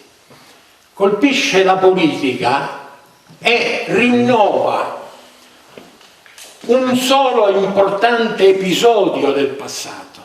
Nel 1946 proprio un personaggio agrigentino, dirigente dell'Azione Cattolica, che sarebbe stato incluso nella lista per l'Assemblea Costituente, l'avvocato Campo, vice segretario regionale della Democrazia Cristiana, fu ucciso mentre con la macchina si stava recando ad Alcamo da Sciacca, dove aveva parlato proprio nella chiesa del collegio. Poi in provincia di Agrigento ci sono stati altri 2 delitti politici, il sindaco di Alessandria della Rocca e soprattutto, molto importante, Vito Montaperto nel 1953. Il delitto dell'avvocato Campo è sepolto proprio dalla assoluta ignoranza dell'episodio, che non può avere nessun riferimento nei tratti della personalità dell'avvocato Campo, perché chi lo ha conosciuto, io ne ho sentito parlare da Monsignor Peruzzo, sapeva benissimo che era un personaggio di altissimo valore morale. L'avvocato Campo è l'autore del primo corso di dottrina sociale della Chiesa che avanti alla guerra Monsignor Peruzzo aveva introdotto, non c'era ancora dottrina sociale della Chiesa, aveva introdotto in seminario come materia di studio, quindi anche per dare una formazione, sì, sociologia e dottrine politiche, quindi dottrina sociale della Chiesa. Tornando a questi delitti, Reina, Mattarella, che hanno poi un'altra sponda ugualmente drammatica, Pio La Torre e il generale della Chiesa. Si vengono a porre all'interno della Democrazia Cristiana una domanda, un interrogativo assai inquietante. Questo scontro della criminalità portato a questo livello, quale obiettivo ha? Siamo ancora nella fase in cui la pagina del terrorismo politico, Lombardia, Piemonte, ma soprattutto Moro, non è una pagina voltata. Quindi, parallelamente, perché lo storico questo dovrà mettere in evidenza, parallelamente c'è la fase epigonale, se si può dire così, del terrorismo, è una fase aurorale di Cosa Nostra in Sicilia, che diventa di conseguenza, sia pure come soggetto criminale, un protagonista assai inquietante, perché non se ne conoscono le ragioni e la portata. In questo contesto si svolge un congresso che ha alcune difficoltà politiche. Rino La Placa, per quello che ha potuto, è stato abbastanza oggettivo. Devo riprenderlo e allargare. La Democrazia Cristiana Siciliana aveva segretario regionale Nicoletti. Nell'autunno del 77 in comitato regionale c'era stato un cambio di maggioranza. Gullotti, Gioia e Ruffini avevano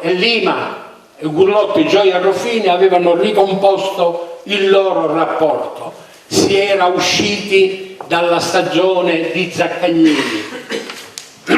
Il Partito Comunista non assecondava la linea del compromesso storico, e vorrei che si ricordasse che quando Piersanti fu ucciso era già stato messo in minoranza dal Partito Comunista, ma per di più il Partito Comunista aveva intimato al Partito Socialista di non rimanere al governo. Questa è storia, perché la storia innanzitutto si deve fondare sulla cronaca. Quindi non c'era un tema attuale di rapporto col Partito Comunista, c'era il protagonista Partito Comunista che ormai era distante, e del resto questo era già avvenuto con l'assassinio di Moro. In Sicilia c'era stato un cambio di maggioranza, che il cambio di maggioranza che, lasciando Nicoletti segretario regionale, aveva permesso però la presidenza della regione Mattarella. Il presidente Bonfiglio era stato congedato, poi Bonfiglio aveva avuto una sua utilizzazione o valorizzazione presso la Cassa di Risparmio, e presidente della regione era diventato Piersanti Mattarella.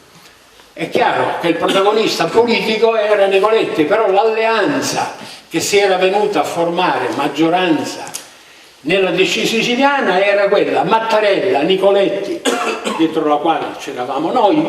Per quello che mi riguarda, noi chi? Noi che avevamo iniziato un'esperienza comune, Forze Nuove di Dona Catene, dopo la morte di Moro ci siamo trovati a differenziarci.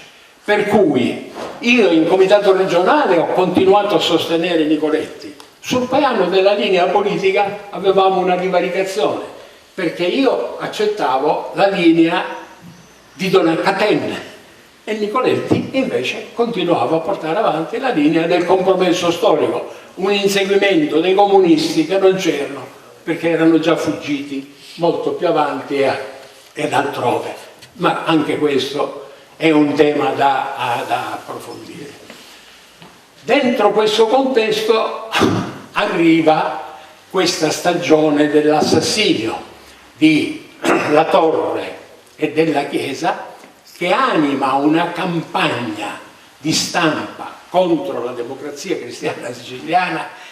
Io che in questi giorni sono andato a ricercarmi qualche ritaglio stampa da accapponare la pelle, che mi ha fatto ricordare perché Nicoletti piangeva, perché proprio da uomo avvertiva tutta la crisi della insopportabilità della calunnia. accompagnata da alcune debolezze.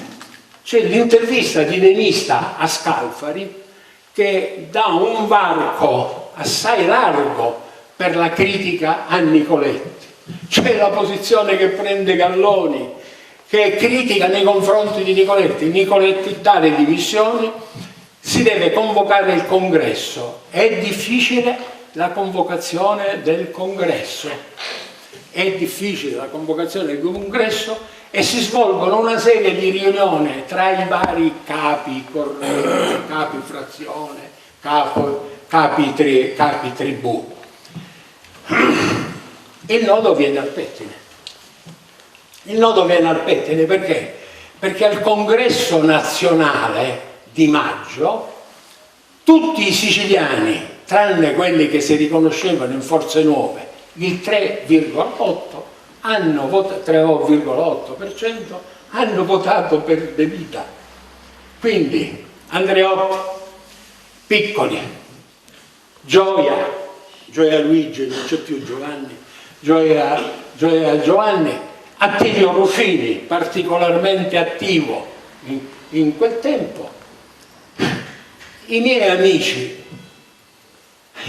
mattarelliani e di Forze Nuove hanno votato per De Vita, ma hanno votato pure i delegati di Ciancimino.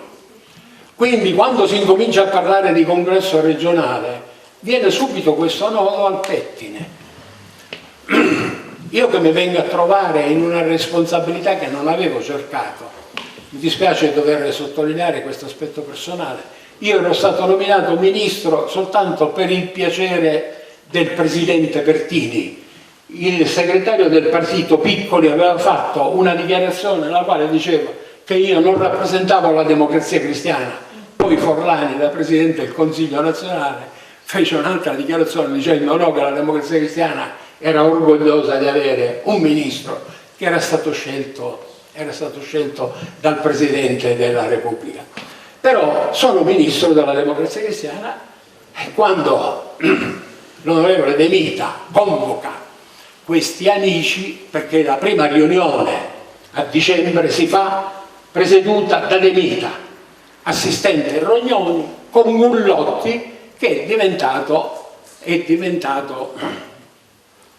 la cerniera, perché messo in crisi Nicoletti, la maggioranza in Sicilia, Nicoletti, Lima, non c'è più, Nicoletti, Mattarella, Lima, non c'è più, Gullotti finalmente ritrova il rapporto con Lima e quindi ritrova il rapporto con De Vita.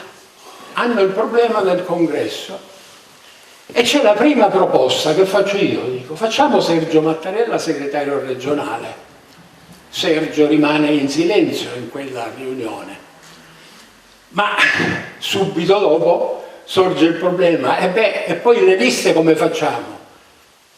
Siccome c'è un titolo dell'ora di quel tempo, c'è una mia espressione, tutti insieme, separatamente. Ognuno si prende le sue responsabilità.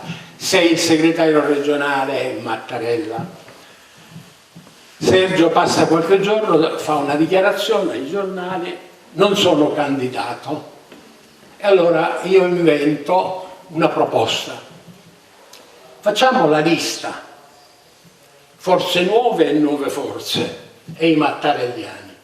Lasciamo gli altri farsi quello che vogliono, listone o liste. Di fronte a questa mia provocazione, per la verità Sergio avanza molti dubbi. Perché? Perché Sergio da De Mita viene sollecitato a non perdere il rapporto con Gullotti. Questo è il ricamo politico. Quindi Mattarella non è favorevole a fare il segretario regionale lui, non è favorevole a fare un altro segretario regionale e comunque a fare una lista della sinistra, Forze Nuove, Mattarelliani, Nuove Forze. Tutto questo è sui ritagli dei giornali, poi consegnerò questi ritagli dei giornali belli ordinati, soprattutto dell'Ora, perché mi servo dell'Ora, perché era il giornale comunista e il portavoce della Verità. Si va avanti e non si sa se questo congresso si può fare o non si può fare. Nel mezzo cosa c'è? Piccoli, che ha risuscitato un impegno preso da lui come segretario del partito di fare un convegno sul tema la mafia. Caro Pomiglia, ti restituisco la battuta. Io ne organizzo uno per conto mio per la semplice ragione che il dottore Chinnici, del quale ero amico, mi dice: ma se tu fai un convegno della tua corrente, io vengo a fare un discorso importante e io non perdo l'occasione. Poi questo discorso te lo consegno perché è pubblicato qua, di Rocco Chinnici. E accade anche un'altra cosa, che il convegno organizzato dalla segreteria regionale è un convegno di studi culturali, perché se andate a guardare i relatori e il tema è un convegno che elude il tema. In questo convegno della mafia, dove l'onorevole Piccoli usa scortesia nei miei confronti, il mio discorso comincia così. La DC nel suo insieme, ho trovato il mio discorso proprio con la mia grafia. La DC nel suo insieme deve, attraverso questo convegno, esprimere il più alto livello di impegno ideale, morale e politico per condurre a vittoria una definitiva strategia di lotta alla mafia e di riaffermazione della legalità democratica. In quel convegno, questo mio discorso provocò queste reazioni che Pomiglia è in fase così molto da tramonto, ecco, ripete. Era ovvio che questo discorso così era periferico. È ovvio che in un convegno in cui si parlava della mafia in termini culturali, andare a porre il problema giudiziario della lotta alla mafia era un fuoriposto, e mi sono guadagnato il giudizio di fuoriposto che anche Lillo Pomiglia mi dà nel suo libro. Si fa il congresso e per tutta la giornata della domenica è un autentico tormento. Gullotti che cerca di persuadermi. Un giorno pubblicherò le ragioni con cui Gullotti cerca di persuadermi. Sono delle ragioni che meritano in sede storica grande considerazione. Ma chi mi fa perdere la bussola è Peppino D'Angelo, verso il quale ho un rapporto di riguardo e di rispetto che era anche caratterizzato dal fatto che io lo chiamavo presidente e lui mi dava del tu. In fondo, quando io con Pomiglia era della squadra, ho stabilito il rapporto con D'Angelo, io ero un ragazzo, lui era il segretario regionale della Democrazia Cristiana. D'Angelo e Calogero lo giudice dicendo: qua se non si trova un equilibrio in cui sostanzialmente si salva il gruppo di Ciancimino. A un certo punto io perdo la pazienza, credo che tu abbia adesso una testimonianza, perché c'è un giornalista che era il direttore della televisione di Agrigento che ha ritenuto di mandare una sua testimonianza. Mi alzo e me ne vado alla tribuna, me ne vado alla tribuna e dico: io mi presento da solo. Se i miei amici dell'area Zacca vogliono fare la lista con me, io sono a disposizione, però io mi presento da solo. Gli altri facciano quello che vogliono. Finito il congresso. Alle 11:15 ho parlato io, ho finito il congresso, non c'era più ragione. Certo che me la sono presa io la carica di risentimento.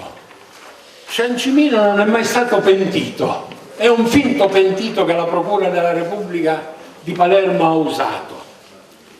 Guardate, Attilio Bolzoni, mi pare che tu lo conosca, no? Mi pare che in quel tempo era sposato con la figlia di un appaltatore di Favara, però è un grande giornalista dell'antimafia. Guardate cosa scrive Bolzoni utilizzando le dichiarazioni che Ciancimino fa a Caselli. il finto rinnovamento della DC siciliana nell'83, ora indagano i magistrati, il congresso delle carte truccate, così Ciancimino mantenne il suo potere. Il congresso ebbe i limiti propri di un congresso politico. Sconfiggere Ciancimino non fu facile, l'ha detto con molta onestà Rino, perché Ciancimino era stranamente commissario della Democrazia Cristiana di Palermo, città di Palermo, da 25 anni, e l'onorevole Scalfaro, nel 92 Presidente della Repubblica, segretario organizzativo, aveva ricevuto un ricorso a firma Alberto Alessi, Rosario Nicoletti, Michele Reina, Franco Bruno e un consigliere comunale che era vicino a me. L'onorevole Scalfaro non toccò mai Ciancimino, mai. Quindi Ciancimino, messo fuori ad Agrigento, a Palermo era il commissario della DC. Ciancimino aveva 10-12 membri di comitato provinciale, aveva una presenza. Devo dirvi una cosa, se andate a guardare i nomi di Ciancimino rimarrete colpiti, perché lui era molto discusso, ma aveva tutte persone accanto a sé, tutte di grande professori universitari. Un professore universitario era il capolista, il suo capolista per esempio. E non lo so, c'è per esempio nella lista di Ciancimino un signore che poi venne messo in lista nel 1985 dalla DC di Palermo, che poi diventò addirittura deputato regionale di Orlando Cascio, quindi della Rete. C'erano delle persone accanto a Ciancimino che erano dei professionisti indiscutibili. Non c'è dubbio che nonostante Agrigento, Ciancimino rimase presente nella vita della DC di Palermo, e la vita della DC siciliana fu travagliata. Il governo giudice cadde Martellucci, sindaco di Palermo, cadde la Pucci. Martellucci e la Pucci subirono 2 attentati, le loro ville saltarono in aria, quindi ci fu una guerra. Ecco, ho posto un grande interrogativo: come mai Cosa Nostra spara così alto nei confronti della politica, cioè nei confronti della Democrazia Cristiana? Questo è il tema che uno storico dovrà affrontare. Perché tutto questo poi porta al 92. Com'è che nel 92 Ciancimino diventa l'interlocutore di una trattativa?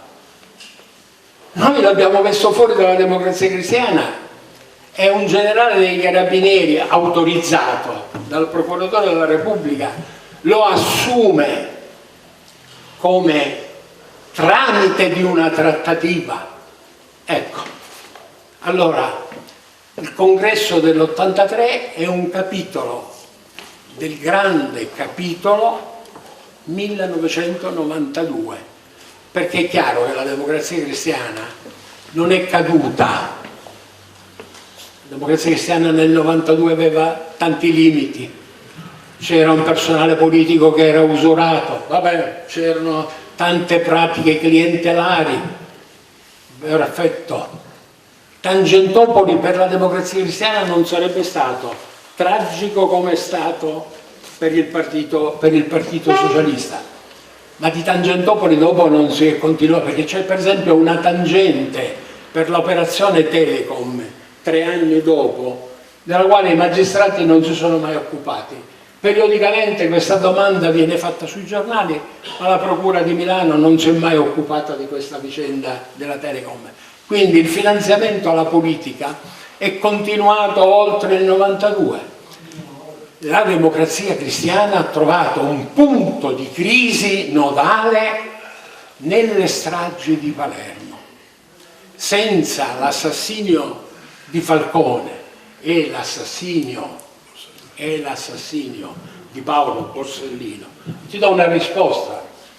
In quella indagine che anticiparono i carabinieri nel 91 contro di me, l'archiviazione è fatta da Paolo Borsellino, non è che è fatta da un altro, quindi chiusa questa parentesi, il che dimostra che nel 92 si preparò un attacco che poi ha anche riguardato me, perché non ucciso sono diventato imputato e l'ho fatto, credo, per un giro di quasi 30 anni. Ma non c'entra la mia storia personale, se non che questa storia personale è parte di questo capitolo.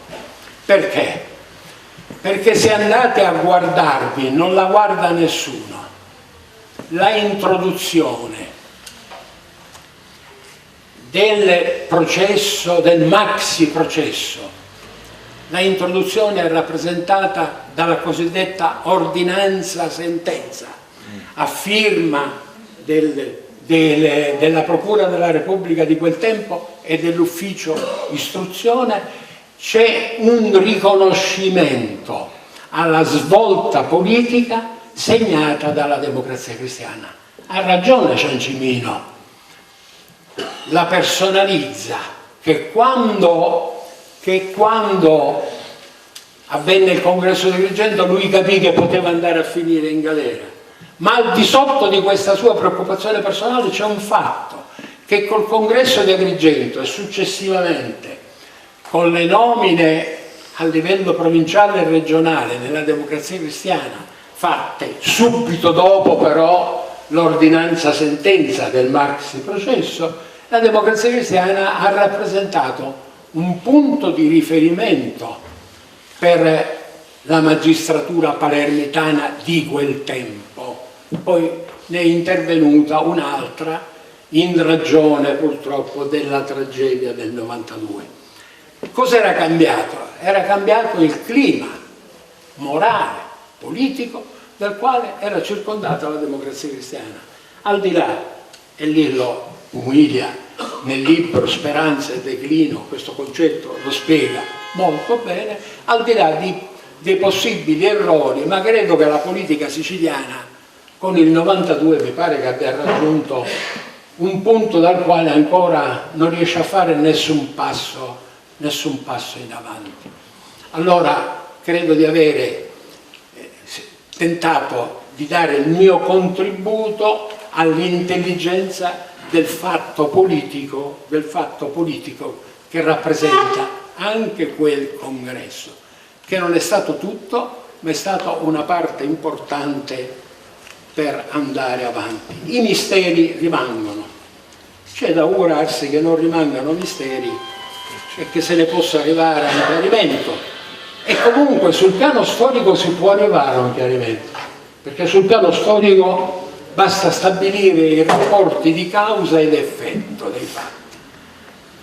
La storia non si occupa delle responsabilità giudiziarie, la storia si occupa dei fatti politici, delle cause e delle conseguenze dei fatti politici. Noi ci dobbiamo augurare, perché i giovani, le nuove generazioni che devono entrare nella politica italiana, io non entro nel merito attuale perché adesso io sono fuori da tutto, quasi non ho opinioni, siccome sono rimasto democristiano come tale sono ex, può darsi che diventi ex anche come uomo, perché non è che ho un grande avvenire davanti a me, il grande avvenire l'ho tutto alle mie spalle, ecco.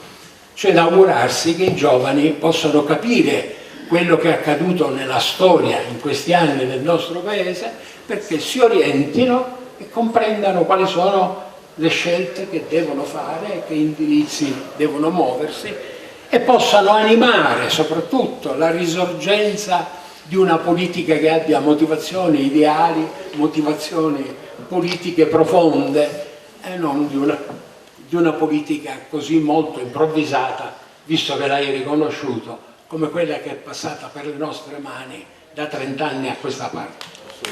Grazie.